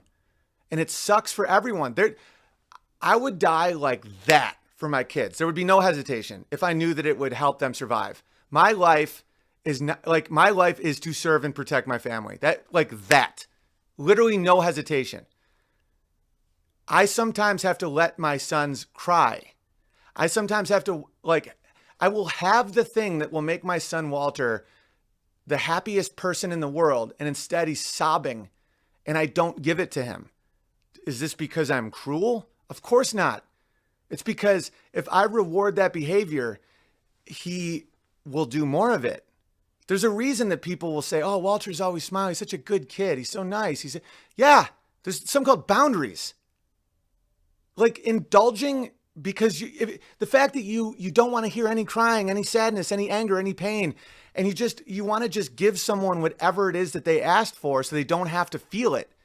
That is not only is that not good, that's how you destroy someone. That's why the rich have other challenges than the non-rich. And one of the major challenges of the rich is, how do you raise a kid when you have resources and yet still keep his hunger, his drive, his ability to go out in the world and fight? And it's a challenge. I'm not rich, but I'm doing fine. I'm much, much wealthier than than my parents were when I was a kid. These are things that we have to think about. Like, how do we stagger presents? What do we reward? These are literally obstacles. If you raise a kid and say, whatever you want, you can have. I can literally blow my kid's mind all day, every day with stuff, because the stuff isn't that expensive. I mean, he's way into monster trucks. I'm going to get him a monster truck today, but I'm not just going to get him all the monster trucks and then get him his own truck. And that's why this lack of masculinity, let it be, don't say anything, just be passive. And then blowing in the wind. These are all aimed at destroying the male ability to draw lines in the sand and let people cry. And my wife is very good at it too, but it's just, in general, it's females are more designed for empathy. They're more designed for physically feeling the feelings of others. They're like it with their friends, and it leads to them hating each other. They're like it with children. It leads to the children surviving up until about 5 or 6. And that's when you need strong male role models, or else that kid will never be able to hunt for themselves. Of course, there's exceptions. That's in general. All right, so now let's talk Stairway to Heaven. And then I'll go through the songs without playing them, because I've already done over an hour. I'll read some paypal.me/feedthebear. Hit like, hit share, all that stuff. What is that? What does that sound? All right, anyway. So, there's a lady who's sure all the glitter is gold, and she's buying the stairway to heaven. When she gets there, she knows if the stores are all closed, with a word she can get what she came for. All right, I'm not going to do the whole song, but this song I think is pointlessly confusing. That's because Robert Plant, and he hated this song by the end so much that he wouldn't even tour anymore with them, because it was this song that is really long and epic feeling, but it has no meaning at all. And I can tell that because I've researched the meaning of Stairway to Heaven, and some of them made total sense. And I read another one that made total sense, and another one. And the more you look at it, the more you realize it's intentionally profound and meaningless at the same time. There's a songboard that says, sometimes all of our thoughts are misgiven. Like, those things, I don't know what that means. There's a feeling I get when I look to the west and my spirit is crying for leaving. In my thoughts, I've seen rings of smoke through the trees and the voices of those. Like, compare that to like Immigrant Song. Like, Immigrant Song has a very clear, come from the land of the ice and snow with the midnight sun and the hot springs glow. It's about Vikings. And then he does allusions to Tolkien. So that there's a propagandist desire to make things intentionally vague so that you feel without logos. You feel without logic. You feel like I'll give you an example of a feeling song with meaning. Amazing Grace. Amazing Grace has the 12-bar structure. It has the tones, all the stuff that does open your heart to emotion, just like a lot of these songs, but it has an absolute meaning. Like, is that my Amazing Grace? That's too high for my voice. So, Amazing Grace, how sweet the sound that saved a wretch like me. I once was lost, but now I'm free. It's I once was blind, but now I see. I mean, all right. It's it's just about the path, and it's doable, and it's not based in other people giving you your rights and other people managing your freedom. And I got to the belief in God and Christianity not because of a come to Jesus moment or a profound feeling. It was a series of obvious events and patterns and things where I realized it's true. It's like I don't see the pipes in the ground, but without them, when you turn on the water, there's no water. And it's not living as if.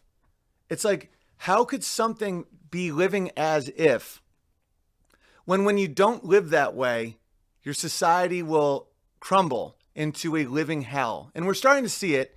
And I think that's one reason why I get people writing to me where they're lifelong atheists or agnostics, and they actually, because of some of these streams and stuff they see in the media and in schools and in everything now, that they're starting to think about these things, and maybe there is God or something like that. And at this point, we're starting to see, and I'm not saying it's the hell at the end times or anything. I'm just saying, like, you're starting to see what it really means for a generation to be raised without like Christianity, without good or evil. You really are starting to see that. You're starting to see like what, so you start making it for yourself. And it starts with intellectuals and celebrities. Intellectuals are so smart that the temptation to create your own world where your God is so strong when you have a high abstract ability of thought. You know, like sometimes if you have a high enough IQ, you have like your own matrix bridge in your brain. And that's a curse. It's a blessing if you can focus it, if you can have morality and foundation. You can use that to build a rocket or I don't know, something awesome. But if you don't, it literally will take your soul, because you start saying, well, I can be my own God. You know, these people are ignorant. You know, Thomas Aquinas is ignorant. You know, it is laughable. The amount of brilliant people that, like, people so much smarter and so much more accomplished and so much better on every tangible and measurable way believed completely in God and in Jesus, but yet the guy at Jamba Juice is over it. You know, he's done with it. Like Bach, like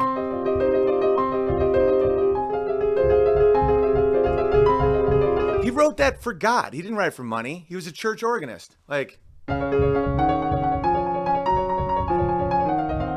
yeah, even Beethoven, that crazy fucker, like, there's a pain in there and a truth in there that doesn't come from nonsense. So the 60s were the pivotal time. And I like Sympathy for the Devil because I think it describes the devil very well. But the name of the song is Sympathy for the Devil. And I'm not saying that the Stones are evil. I'm not even saying the Beatles are evil. I'm saying that what happens, and I've experienced this myself with some things that I've created, is artists can sometimes create something that feels true and is true in a way, and it's fun, and in that moment it is honest, and then it blows up and gets bigger than you ever dreamed, and you're like, why? And then you realize it serves another purpose. And so the reason that I'm focusing on the Rolling Stones top 50 songs of all time is because these have been highlighted by an indoctrination cornerstone, which is the Rolling Stone magazine. And so why? Like, what is it about these songs that they want people to remember and to sing along? And Imagine by John Lennon is obvious. I consider Let It Be and Blowin' in the Wind is obvious. Like Rolling Stone is a little less obvious. Heroes by David Bowie, I couldn't figure out what that one's about. I like that song. I don't know what, that was like 48. I don't know what the agenda of that is, because all of them have an agenda. I mean, think about all the songs that aren't on there. Amazing Grace wouldn't. I mean, all right. So the lyrics of this is, please allow me to introduce myself. I'm a man of wealth and taste. I love that line because the devil is a man of wealth and taste. He's not a big red horn guy. He occupies souls, and it comes to you in the form of secular wealth and taste, which is about aristocracy. Because who's to say, lobsters, and I'm not saying this because of Jordan Peterson, Lobsters used to be what you fed prisoners, and now it's a delicacy. Taste is subjective. Like eating the eggs of salmon is disgusting. But someone will say, oh, this is what rich people eat. And then you go, oh, taste. Taste is, by definition, the way this is used is to fracture, to make unclear, because taste is created by people with power on this earth. There's no reality to it. You know, look what people were wearing in the 80s. Like famous, celebrated humans who thought they looked awesome. Just watch Full House. It's absurd. I've been around for a long, long year. Stole many a man's soul and faith. It's strong. I was around when Jesus Christ had his moment of doubt and pain. But see, that's one thing, is he didn't have doubt. I used to think that too. And people have guided me to certain, right? Like, why have you forsaken me? I'm horrible at quoting the Bible. It's the way the words are used. It's like, it's the type of, and people have sent me Bibles written in more modern vernacular, and I deeply appreciate that. But I don't like to get the words wrong. It just seems a little disrespectful. But it wasn't doubt. Like that doubt thing that wasn't doubt. All right, made damn sure that Pilate washed his hands and sealed his fate. All right, pleased to meet you. Hope you guessed my name, but what's puzzling you is the nature of my game. See, that's the question for me has always been why? Why be evil? Why hurt kids? This whole few months of mine have been on this mission to understand why. That's why I've been going down these celebrity abuse rabbit holes and CIA rabbit holes and Agenda 21, because I need to know why. Because it just isn't enough when you're dealing with some of these things. It's like, why would you hurt a kid? Like, that goes against all your nature. Like, why would you just lie? Like, and you realize, and then I did kind of figure it out. It's because when you're on a path of indulgence, when you're your own God, when you're like, when you're doing that Aleister Crowley shit of like, whatever you want, do. I don't remember his exact words. Yeah, I'm going to check the chat. It's good to check in every now and then anyway. What's that line? Oh, Peterson is on Rogan right now? Yeah, if you want to, that's cool. I haven't lost any people, which is kind of, to have to read the Bible, and discernment is the most important skill to have these days. Yeah, no, I work on it. I was raised Catholic, which I think was intentionally, kept the Bible intentionally vague. Do as you will. Yeah. Do what thou wilt. So just like, and this is another thing I liked about Peterson. Where am I with it? All right.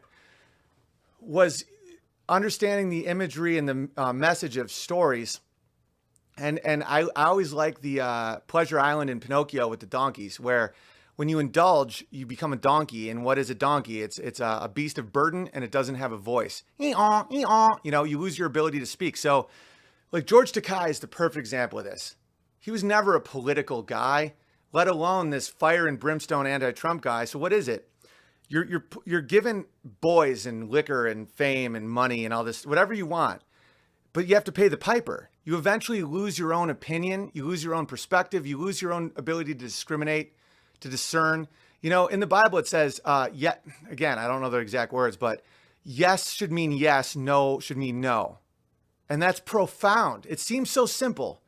And I've been in stages where my life where I write off. I still have a hard time sometimes saying Jesus Christ, like believe in Jesus Christ, because I associated that for a good chunk of my life with idiots, like people that would come to my door, and I would see that I thought they were pathetic. I'm serious. And but there's power in words. You can't just not say. And then you realize that you get through that. You get through the indoctrination. And the greatest indoctrination is indoctrinating people into thinking it's actually Jesus that's indoctrinating you. It's fucking mind-blowing. So anyway, when you go down that path of do as thou wilt, you lose your ability of discerning anything. And then they got you. And then you do what the will of evil is. That's why I think that the devil and Satan is more obvious in our world than God. That's why I believe that this is a fallen world, full of beauty and family and great food and high fives and comedy and everything. I'm not being a buzzkill. I'm just saying that you have to have a moral code. This is a world of mirrors, man. And you can get lost if you don't have a moral code. And people very close to me that's happened to, and it's tragic. So why do people commit evil? It's because they're told to, and they don't have a soul anymore. And I'm hopeful that you can get your soul back, but I think the greater the sin and the intention of the sin, the less likely it is that you can get your soul back. You know, there's like ranges of acceptable sins that it doesn't mean you say they're okay or that they shouldn't be shamed, but we all are sinful. That's the nature of humanity. It's just, the point is we should try not to be. That's the difference.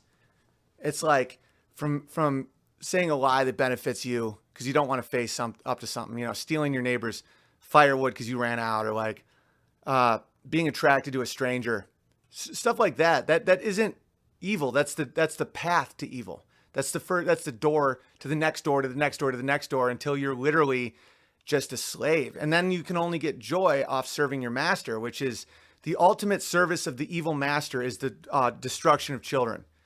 And so that will give people a sexual joy, because there's no sex in children. I can't see the difference between like a post-puberty 15-year-old and a 9-year-old. It's like I have an open artistic mind where I can think of a million different realities and a million different motivations and a million. Sex is intended biologically, not just morally. Biologically is intended to procreate. If someone has not went through puberty, why would your biology tell you to procreate? Why would you get off on that? Why would you find that sexually arousing? It has to come from being aroused by death, like the opposite of life. You know that the 0.7 hip to waist ratio on a woman is universally attractive, whether or not you're in a culture that fat is seen as attractive because maybe there was a starvation problem or whatever. Because that means they can have life. And with women, it's moral, strong, wealthy men. And wealth can mean a million things. That's one thing that's been very manipulated by people is material wealth, dollar bills, hundreds. That dollar is one of many wealths, fortunes. It's not even the strongest at all, not even close. Skills, community, respect from your neighbors. If a man has respect and community, it's better than money. It's like, that's the thing. It's like, one of Amy's favorite things about our life is how our neighbors and me and her and everybody, we have a respect for each other, and we have a community where we wouldn't let each other fall as long as we don't commit an atrocious act. And so that's wealth. All right, I'm getting way out. I'm just rambling. All right, let me get to the, is girth wealth? Asked Jay Davis. Girth can be wealth. Too much girth is a curse. I'll take honest poor man any day. Right, because I've seen billionaires that chicks don't even want to bang. I'm like, straight up. I never would have been able to picture it if I didn't see it with my eyes. There's a certain type of woman that would. There's a type of woman that's just drawn to that. But like, think if you're a woman. Compare wealth to like moral clarity. Because we live in a world where the poor are fat. Like, as much as we want to talk about how we're broke or we're scared of money in the future, and we all face it, we all face bills. I mean, fairly recently, I was in the hole because of medical costs and moving costs and a bunch of shit. And there'd be times when it would be like, oh, you're gonna be broke, and it's just like, no, keep going. We have plenty. We have plenty, and then it builds back, and then you're fine. If you're with someone that doesn't like, if you don't have a moral backbone or bravery or courage or anything, you're a terrible dad. And you won't protect your woman. And instinctively, women hate that. That's another thing why women are becoming like, some guys are like, are having a hard time dating. And don't get me wrong, there are women that have fallen for this demonic trick, but a lot of them are just waiting for you to do something amazing. Like, commit to a skill, like do something amazing that isn't for you. And they love it. They freak out about it. They can't get enough of that shit. All right. So anyway, let's go through the, because I want to keep this to 2 hours. That's like my whole thing. I like limits, oddly. All right. So let's just go through the 1950s. The top songs: Rudolph the Red-Nosed Reindeer, Mr. Sandman, Don't Be Cruel, and Mac the Knife. Mac the Knife is a clear story, right? Don't be cruel. Solid message. Don't be cruel to a heart that's true. That's monogamy. Whatever you think about Elvis or whatever, it's Mr. Sandman, Bring Me a Dream, make him. It's about a woman who wants a man. Rudolph the Red-Nosed Reindeer. It's about Christmas. 1960s. Some of these I don't even know. I just wrote down the highest on the charts. Percy Faith theme from A Summer Place. Don't know what that is. Bobby Lewis, Tossin' and Turnin'. Tossin' and a Turnin'. I don't really know that one. The Four Seasons, Sherry. Sherry, baby. Sherry, Sherry, baby. Sherry, won't you come out tonight? Well, the thing about those songs is they're so musically good. Like the Four Seasons could sing so well that you're almost like, listen, sing about whatever you want if you sing that well. I don't know. I have no opinion on that. Jimmy Gilmore and the Fireballs, Sugar Shack. Marvin Gaye, I heard it through the grapevine. You have to also understand that a lot of the black performers at this time were some of the most moral. Sam Cooke. Man, I just did a whole episode just on this other dude. Otis Redding was unbelievable. And a lot of them died, like mysteriously. That falls under the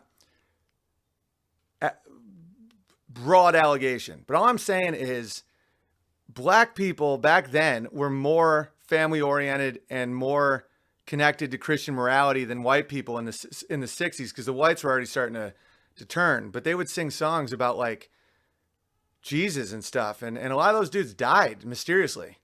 Zegger and Evans in the year 2525. No clue what that is. I put a lot of work into this, and I haven't touched the surface of music as a propaganda tool. Bridge Over Troubled Water by Simon and Garfunkel. I really like Simon and Garfunkel. This is now the 70s. Three Dog Night. Bear in mind, a lot of the very songs that are in Rolling Stone's top 50 are not on these lists. I Heard It Through the Grapevine is a basic song about rumors in a relationship. And it's mental clarity. I'm not saying songs should be like worshiping God all the time or like marriage or something. Like you can sing about whatever you want, but just mental clarity. I heard it through the grapevine. Not much longer would you be mine. It's clear. It's not just rambly bullshit. Simon and Garfunkel, Bridge Over Troubled Water. That's a beautiful song. Three Dog Night, Joy to the World. All the boys and girls. Fishes in the deep blue sea, joy to you and me. Jeremiah was a bullfrog, was a good friend of mine. Never understood a single thing he said. I don't really know what that one's about, but just singing Joy to the World is pretty cool. You know? Tony Orlando and Dawn, tie a ribbon around the old oak tree. Sounds fairly harmless. Don't know what it is. Love Will Keep Us Together by Captain and Tenniel. Rod Stewart, Tonight's the Night, Gonna Be All Right. Classic Rod. Debbie Boone, You Light Up My Life. And the Knack, My Sharona. All right, so you have, I don't know what the deep meanings are, but in general, this is it's assuming just basic someone wanting monogamy and just random shit about oak trees. 1980s, you have Call Me by Blondie. Starting to empower the woman as the male, right? Call me! And she also stalked a guy in another song. One way or another, I'm going to find you. I'm going to get you. The female as the sexual aggressor. And then you have Olivia Newton-John, Physical. Let's Get Physical. Again, female as the sexual aggressor. This is when you start seeing it becoming a little more obvious in the titles. Paul McCartney and Stevie Wonder, Ebony and Ivory. You realize that presupposes black and white. Imagine being, a quarter black, part Filipino. Like, where's your song? It's like when you focus on race like that, Ebony and Ivory living together in harmony, that's a sale. You're saying we live together in harmony, but you presuppose the logic given is that there is ebony, there is ivory. And when you look at it, Ebony and Ivory are still segregated on the piano keys. All right, Eye of the Tiger. Some of my more conspiracy-oriented friends would say that's Illuminati, not Eyes of the Tiger, but I don't go down those roads. The Police, Every Breath You Take. It's about a pathetic man stalking a student. George Michael, Careless Whisper. I don't know. I like that song. Diane Warwick, That's What Friends Are For. All right. The Bangles, Walk Like an Egyptian. Could be harmless, could be some sort of weird imagery. And George Michael, Faith. I like George Michael, but I think there's something going on with that one. I guess it would be nice if I could touch your body. I know not everybody could have a body like me. I think calling that Faith seems like it's a bit of a agenda. All right, 1990s, you got Wilson Phillips, Hold On. Hold on to one more day. It's fine, I guess. Bryan Adams, Everything I Do for You. I Will Always Love You by Whitney Houston. Good tune. She died in a bathtub, I think. Ace of Base, The Sign. Kind of weird. I saw the sign, and it opened up my eyes. I saw the sign. No one's going to drag me down. Okay, so it's about a woman just not wanting to get dragged down by the dregs of family life. And she keeps saying she saw a sign, and it isn't God or any kind of religion. So it must be another type of thing. I don't know. Again, I don't want to overlook too much into this, but I'm just letting you guys know that this is what people are actually listening to. Bear in mind the 60s, the number one hits, there's a few Beatles ones in there, but mostly they hadn't changed yet. By the 80s and 90s, Gangster's Paradise, As I Walk Through I don't know. Candle in the Wind, celebrating a woman who had sex with two brothers and then died of a drug overdose, or the CIA, depending on who you talk to. Sung by an alleged gay rapist, but with crazy glasses. Brandy and Monica, The Boy Is Mine. I mean, listen, if we weren't in the world we currently live in, I wouldn't even look. I would look at so many of these as innocent, but The Boy Is Mine, come on. Santana featuring Rob Thomas, Smooth. I see no problem with that one. Then you get to the 2000s. Destiny's Child, already a bizarre name. I did a bit in Houston. I was like, Destiny's Child. Notice it wasn't Destiny's Children. Everybody that wasn't Beyonce should have been a little like, wait a minute, why isn't it Destiny's Children? All right, Independent Woman. So we're already starting to get this idea of a woman doesn't need a man to be happy. And theoretically, she doesn't in certain situations. But in general, that's horrible advice. And the difference is people are now listening to this. Listening. We have 90s and 80s and 70s and 60s songs all about this stuff that have been pushed on people. But now people are starting to relate to it. Janet Jackson, All For You. Well, I wonder who that you is. 50 Cent, In the Club. We're now, by the 2000s, and these are the number ones of each year as far as Billboard weeks at number one. We're now starting to not spell the. In the club, not the club. And it's just about being in a club and committing crimes. Usher featuring Lil Jon and Ludacris, just called Yeah. So now we have a guy named Lil Jon. Mariah Carey. Bear in mind, none of this has to do with race, obviously. Just look at this from a space alien's perspective of the degradation of language, meaning, all of it. Oh, you don't like black people. No, I'm one of those people that think black people can speak just fine. Being black doesn't mean you can't spell the. Mariah Carey, We Belong Together. Kanye West featuring Jamie Foxx, Gold Digger. One of his famous lines is, she ain't messing with no broke niggers. So that was both materialistic and oddly kept. He just over and over again was calling black people niggers. Listen, I'll use the word provocatively. I don't call black people niggers. I just won't say N-word like a child because I think that's another psyop situation. But I'm serious. Like, what? Pay attention to what people eliminate from vernacular. It's not genocide. We don't say G word, but yet N-word.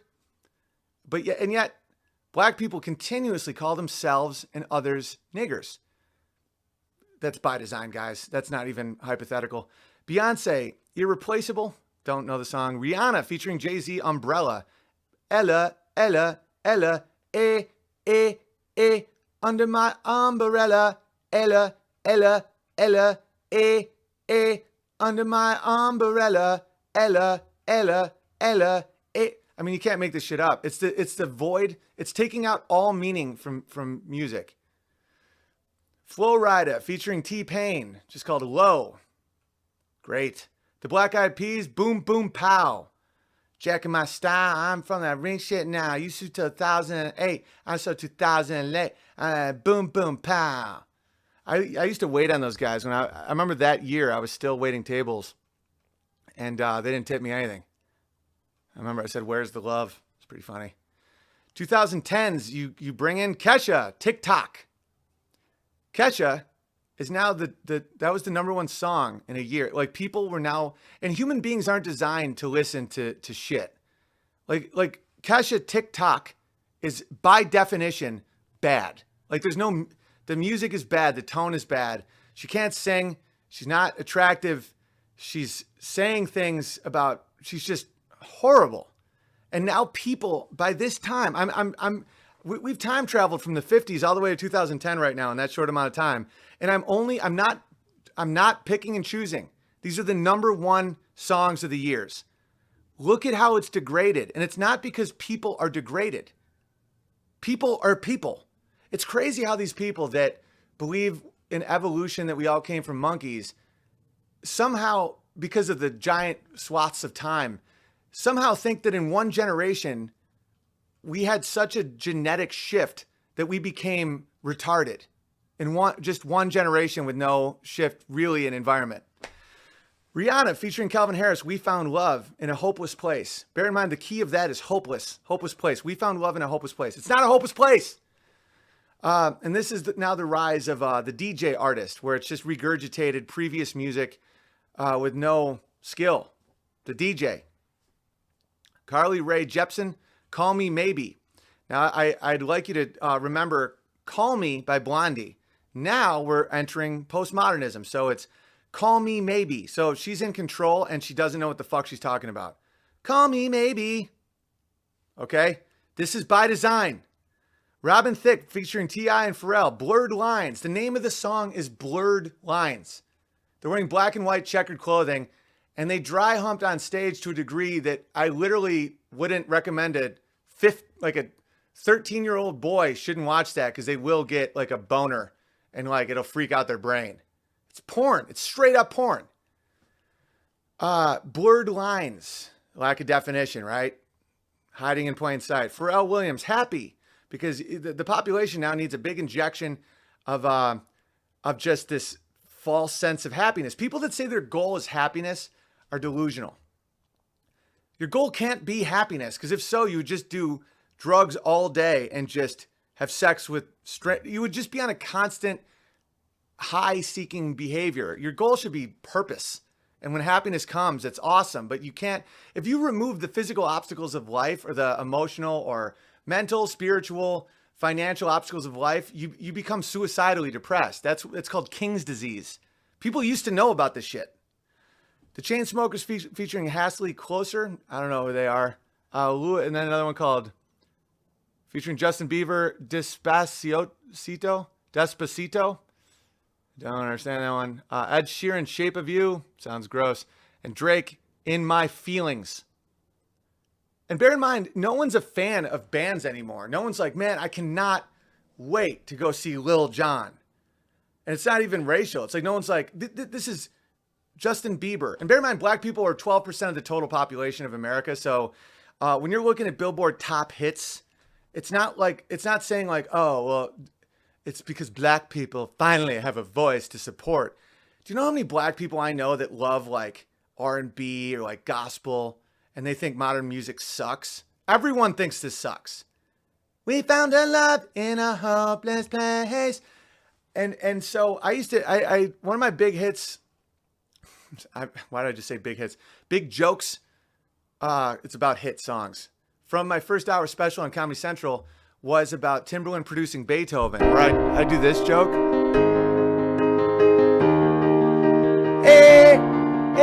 And about the concept of the producer, because the band One Republic made that song, and Timbaland just said, and then I said, imagine if Timbaland produced Beethoven.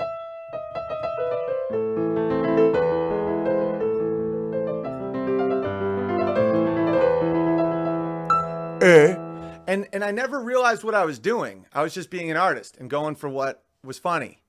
And I realized that I just thought it was just a funny thing that was happening in the world. I didn't realize that it was a planned series of degradation to art itself. And that juxtaposition just shows you clearly how much the music has become nonsense. Like Timberland's, that song was one of the Billboard top songs, and it said it's by Timberland. That's by design. Again, the song is by One Republic. They took away the timbre, the texture of the song, just put in him going, eh, eh, eh. And the art isn't what you're buying, it's the result. The art is actually watching people lap it up like pigs. And again, there's a reason people are doing this. It's because they want you, they're farmers and we're their animals. And so the less freedom we have, the less ability we have to think, where every free thought is called a conspiracy theory. And every time you say that music sucks, you're called racist, bigot, homophobe. It's by design so that you don't know what good is. And that's one reason why I've had success just doing my own thing, why thousands of people will watch these every day, is simply because instinctively people don't want that. Pigs don't want slop. They just get accustomed to it. But when you finally taste something good, you're like, wow. And the problem that I think we're facing as a culture, and I think we should get past, is we don't want to raise our kids with no ability of discerning good. Because the way you discern good is by some sort of structure, like a form. You know, like what a table should look like. Postmodernism says, well, my feelings said a table should look like a pig, and you have no right to tell me I'm not right. This is to enslave you. This is not to set you free. This is to make it so that you can't tell what a good table is. You know, when we don't raise our children to know what taste good, like taste not in the aristocracy sense, like you have no taste. This is from France, and it's ugly. You know, you want to be able to see past that shit and be like, no, it tastes bad. It tastes like sea salt. Caviar tastes disgusting. You know, lobsters were for the prisoners. They're literally cockroaches of the ocean. A lobster is literally a cockroach that lives on the bottom of the sea. It's a bottom feeder. And people will just, it's almost like an act of will to show people spending $80 on a lobster and feeling all fancy when they're eating a fucking cockroach. All right. Someone said, but I like sea salt. Well, that's your decision. I'm not telling you not to eat sea salt, by the way. Am I kosher now? No, of course I'm not kosher. Why would I be kosher?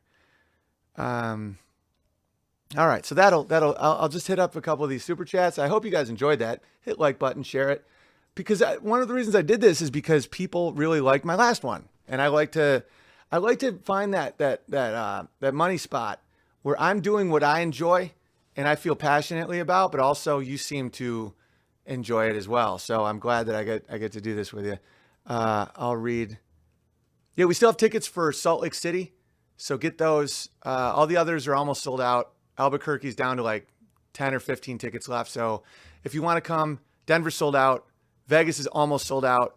If you want tickets to see the tour in December, hugepianist.com. All right, I'll be able to get to a couple of these, and for everybody I don't get to, I am. Thank you for sending me a super chat, and I appreciate it tremendously because that's how we keep going. That's how we keep this little light of mine. I'm going to let it shine, because you got to understand, all of it's against me. And when I say that, it's not from this delusional, paranoid perspective. Like, I know a ton of you guys out there are actual artists or actual inventors, or you're just doing something and you see it just as well as I do. They're against that. There is a they, and they're against it because they're trying to remove form and beauty from the mass consumption ability. You own the distribution mechanisms. And so here we are in the last vestige to get mass distribution is YouTube. You know, I can't be on Netflix. I had 2 Comedy Central specials in a 3-year span. Like, I was in, and then when things started shifting that hard, when comedy became a propaganda tool, and we all saw it, we saw it all happen. And I refuse to change. I refuse to emasculate myself. I refuse to say men and women aren't different. I refuse to say any of that stuff. You're not allowed in, because now Netflix is all about racial division, sexual division. I'll do a whole one just on comedy. That one will be great. But this is it for, I mean, YouTube and we'll come up with more stuff, because that's the thing. We're not gonna lose. The dark doesn't win ever. It'll win. It could win for 1,000 years, but like, as long as there are people that are willing to fight against it, it won't win, because human beings aren't designed for slavery. You have to break them. You have to abuse them. You have to hypnotize them. You have to scare them. You have to take away their tradition, their culture, their family, their community, and then they're enslavable. And the devil loves irony. The devil loves making little jokes, like watching us talk about slavery. Like, white people are so bad because slavery. White people were some of the first people to ever stop slavery, something that existed for thousands of years. And the very people saying that shit are the ones currently trying to enslave us. It would be funny if you didn't have children or a moral compass, because the irony, the joke is just so massive. All right. First live stream I've caught in weeks. Just want to send some honey your way. But Big Bear, I think you're being too hard on Whitney Cummings. Her name is on Two Broke Girls. Isn't that bad enough? Keep fighting the good fight. Prodigy Bear. Thank you, Prodigy Bear. Yeah, Whitney Cummings is deep in the belly of the beast. Owen, your podcast today is exactly what I'm producing a short film about. Saving a father from the hell of his own mind. Yeah, that is something that hits a lot of us very deeply. And I think that's one reason why I've over-focused a bit on Peterson. Part of it, no, I didn't over-focus on him, but a lot of it has to do with what I see in my own father and what I see potentially in myself. But I'm not that. And like, it's important to fight. All right. I'm not one for plugging. No, this is your time to plug, guys. I want to promote your shit. All right. I'm not one for plugging, but it will go live on Magnolia Studios on you. There's no ego in you guys plugging. You understand that we have to support each other? That's like the whole point. Like, I have an ability of spreading the word about what you guys are up to. Use it. That's not selfish. That's the whole point. Because mainstream media isn't going to do it. This is where it's at, guys. That's not, don't confuse humble with slave. All right, let me finish this. Sorry, I didn't even plug it yet. But it will go live on Magnolia Studios on YouTube in a few months. I hope I can share it with the other bears to show a visual of what you've been sharing with us. Keep on, brother Daniel. It's very exciting, Daniel. I'm impressed. Just keep us updated. And when people have stuff like this that they want to share, because I'm only one person and I can't possibly. I had a bunch of ups and downs over this, like figuring out what I could do and what I couldn't do. I can't possibly promote and show people all the great things you're all making. I'm blown away, whether it's memes or songs or jokes. But what I think you should do, and this is what I think we should do in the future, is post it on this video. And everybody else who sees it and likes it, hit the like button so it rises. And then we develop an ability of seeing in the top comments things to look for. And a lot of the best stuff will still get lost, but at least it's something where we create our own ability of having each other rise, so that none of us have the time to read 2,000 comments and click on all the links. But if you see someone write something and you get to know someone in this chat and you message with somebody and you're like, oh, more people should see this, hit the like button, let it rise. Other people, check out what's rising. Check it out. Hit the like button, let it rise. And that way we really develop this community in this crazy, crazy time. All right. Let's see what we got here. I got a bunch I can't get to. That's so sad. I should do some streams just for the PayPals. All right. Hi, Big Bear. Sending some honey. Only recently came across your YouTube vids. Respect for speaking truth and being funny as hell from across the big pond in Ireland. God bless, man. Ryan, much love, Ireland. I love that you guys hate Bono. I love that they didn't, like, Bono did not trick the Irish. When visuals sync with words musically, have a look. Oh, it's a link. When you feel you may be doing things in vain, let the Spirit help you remember righteousness is never in vain. I love that. If the world hate you, ye know that it hated me before it hated you. John 15:18. That's awesome. The world hate you, remember? Yeah. That's a good way to snap yourself out of the narcissism cycle. Of course I've been there. I'm speaking from experience, not from condemnation. If you think like, woe is me, like the world's against me, just remember someone, almost 2,000 years ago spoke that advice to someone else So this is not new, is the point. All right, my mother's a fan too. She wanted me to know, are you familiar with solfeggio scale? She wants to be Nana Coco Bear. Welcome, Nana Coco Bear. I love that movie, Coco. I don't know the scale, but that sounds exciting. All right, let's get to a few more here. Michael, this one's too long. Fuck. Sorry, Michael. No, I'm gonna read it. Oh no, I can't go like over 2 hours. It's I have to set limits for myself, or else I can fall into that indulgent trap. All right, Corey. Why did music go downhill so fast in the 70s? Started off with progressive rock and jazz fusion, ended with punk rock and disco. An idea for a commercial parody: hypergamy dating service versus eHarmony. Have a good afternoon and evening. That's really funny. Hypergamy dating service. Do you want to date up? Well, here at Hypergamy Dating Service, we've broken the mold where you don't just look at money like a materialistic bitch. You can date up with being skilled at building houses, or being a really good dad, or knowledge of foraging. That'd be funny, where it's like, have you been tricked into thinking hypergamy is only money? All right, Daryl. Hey, Owen, my name is Josh. My dad wanted Daryl, but mom wanted Josh. I'm 22 and live about 40 minutes from Rochester. I often go through Oswego to get to Watertown. It's my halfway point. I really enjoy listening to you analyze music. You've given me a different way to analyze music. Music is my life, and I would like to start a songwriting mixing business to help give artists the things they need to get started. Any chance you'd be interested in analyzing some rock metal? Of course. It's my favorite genre, and I think there's some songs you'd have fun with. This is what I want to do. I'll read the rest later because there's a lot here. But, there's a GoFundMe you might need. All right, my mom has been dealing with breast cancer for the last couple of years. Dude, I want to plug it, but I've been tricked bad in the past, and I got to be able to vet people that ask for stuff. There's no other way around it. I can send you, so I'll give you $100 right now. Hang on. There's a GoFundMe. Can you just give me a PayPal address? GoFundMes are kind of weird. I don't know how I feel about GoFundMes. I think they've been really messed with. Hang on. Give me a second here. Where the hell is that guy? Oh. Can I be verified as Groundhog Bear? Welcome, Groundhog Bear. P.S. I started a parody of Soy Boy. Tranny Soy Boy. There's a girl that wants to be Larry. She really wants to have balls that are hairy. Oh, that's hysterical. Yeah, send that to me. I will, will you email me like a PayPal? I'll send you $100. That's my thing. When people need stuff, $100 for me. I can't promote anything that I can't vet, because I just see, like, I used to have that policy where it's just like, yo guys, whatever you guys need, let me know. I'll tell the Bears. The Bears are awesome.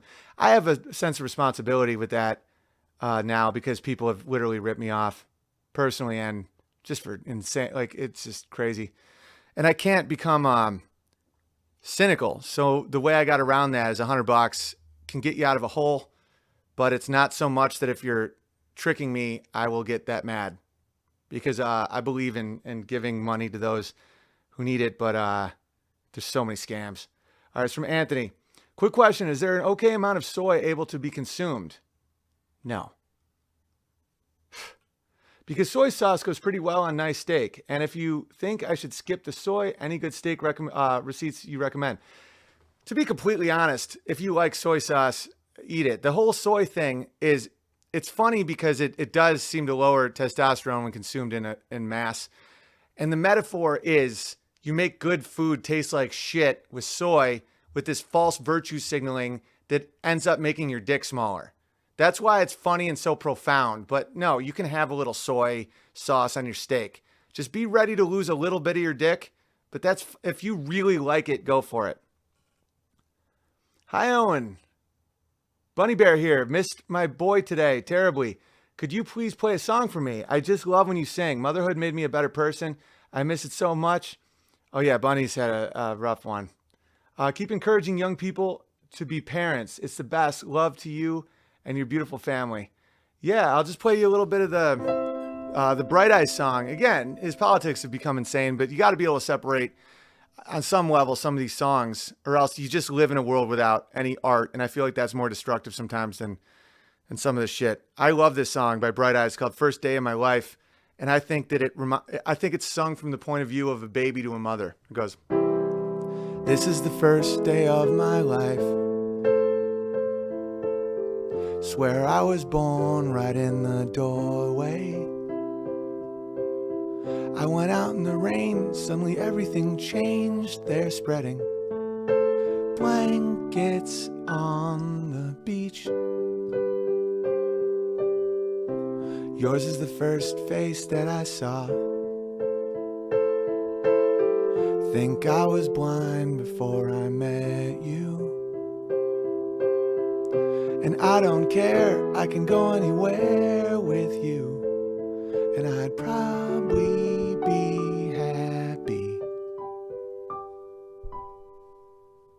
Remember the time we drove all night just to meet me in the morning. And I thought it was strange, you said everything changed. You felt as if you just woke up. This is the first day of my life.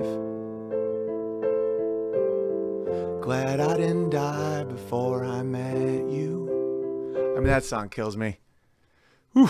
All right. Let's finish up here. Anthony, quick question. Is there an okay amount? Oh, I read that one. All right. I've done over 2 hours, but if I go... All right. Man, that's such a beautiful song. Let's see here. I'll just read 2 more, then I'll call it. And for all those that I didn't get to, again, you're keeping the stream going, and I will just much love, and hopefully in the future I'll get to read them. Jason, oh, not for public, for Bare Eyes only. Okay.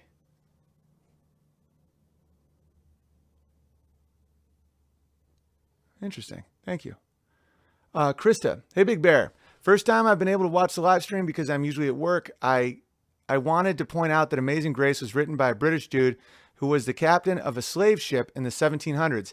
He found God during a terrible storm while sailing and thought he was going to die. Later in life, he fought to end slavery in England. There's a 2006 movie called Amazing Grace.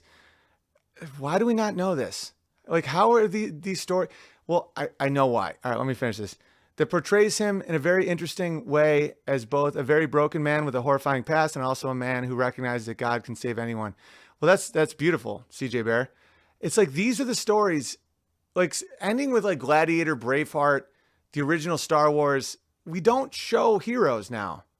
You know, the Star Wars got completely taken over. Like Marvel, like the comics, I don't know that much about them, but I've seen like Soy Man will rescue you by staying home and getting fat. Like the Comic Gate and all that. It's like not even comics can have the archetype of hero. It has to be subjective. And that's why I like monster trucks with my son. But that story, I mean, can you imagine being saved as a slave trader and you feel and see God and it's like, I was blind and now I can see? Because there has to be redemption for the darkest of souls. Or else, you know, that's the whole thing. Don't trust people that say they know God's will. Don't trust people that say who is to be saved, who isn't.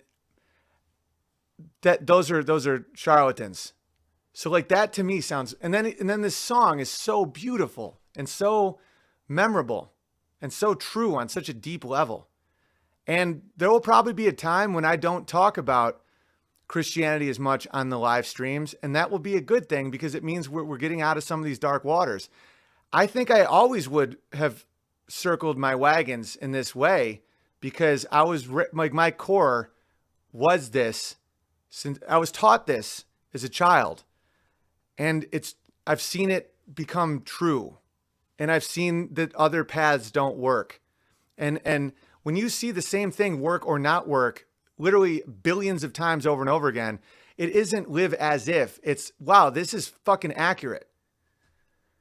And people before us knew a lot. And just think of, you know, but yeah, I feel like our civilization and our society has a threat, and we all feel it. And they're going after kids, and they're going after these moral basics that we thought were just obvious. You know, the first generation after a Christian generation can have the hubris of thinking that atheism is okay and still be moral. I know moral atheists. They just don't know where their morality comes from. The generation after that, and then definitely the generation after that, raised in a series of atheist homes in an atheist world, has no morality because our nature is not to be moral. That's one reason why humans are so broken a lot of times. Not broken, but just like fallen, because we're half animal, half know better. And so we're all always witnesses to our own atrocities sometimes. And it's like that, like in nature, this reverence for nature. In nature, you kill your neighbor, you take his stuff. In nature, you have sex with as many women as you can, hoping to have offspring that survive. In nature, if you marry a woman with children, you kill the kids. That's what animals do, because you don't want to put forth resources with another man's seed. You kill your own kids, you eat them. And that way your wife goes in, or not wife is a Christian concept. Your woman will go back into, she'll ovulate so you can get her pregnant again if you kill their children. So the ultimate hero in a nihilistic animal nature world, the ultimate man, would get the biggest, baddest weapons he could and go door to door killing children and impregnating their mothers. That is success in nature. So really think about what makes life livable and what would create hell. All right, guys, hit the like button, share it. It's not going to be trending. Yesterday, someone pointed out to me that my likes were limited to a certain amount on the live page because I'm literally not allowed to trend. And I guarantee you've noticed that people censor your comments in the live chat. I'm being monitored live by people. It's a crazy feeling, but it's true. So it's up to you to share it. And it's exciting. It's exciting to get past these things. There's nothing better than when you best a coward. When someone tries to eliminate what you value in life and you figure out a way through it. So figure out a way. If this is important to you, share it, like it, comment what you think. Share it. Hit the like button of other comments that you agree with. Voting isn't just the voting booth. It's everywhere. It's what you buy, who you support, what like button you hit. You're voting with every action you make. And slaves don't vote. So fucking do it. hugepianist.com, paypal.me/feedthebear, patreon.com/WDTL. Again, focus on yourself first. Give me nothing if you have any issues with anything, because this is free for a reason. I want it to be free. But if you want to support. If not, not. But either way, just remember, Sidekick Bear here hates Jews. All right, everybody, have a great day. Much love, and listen to good music.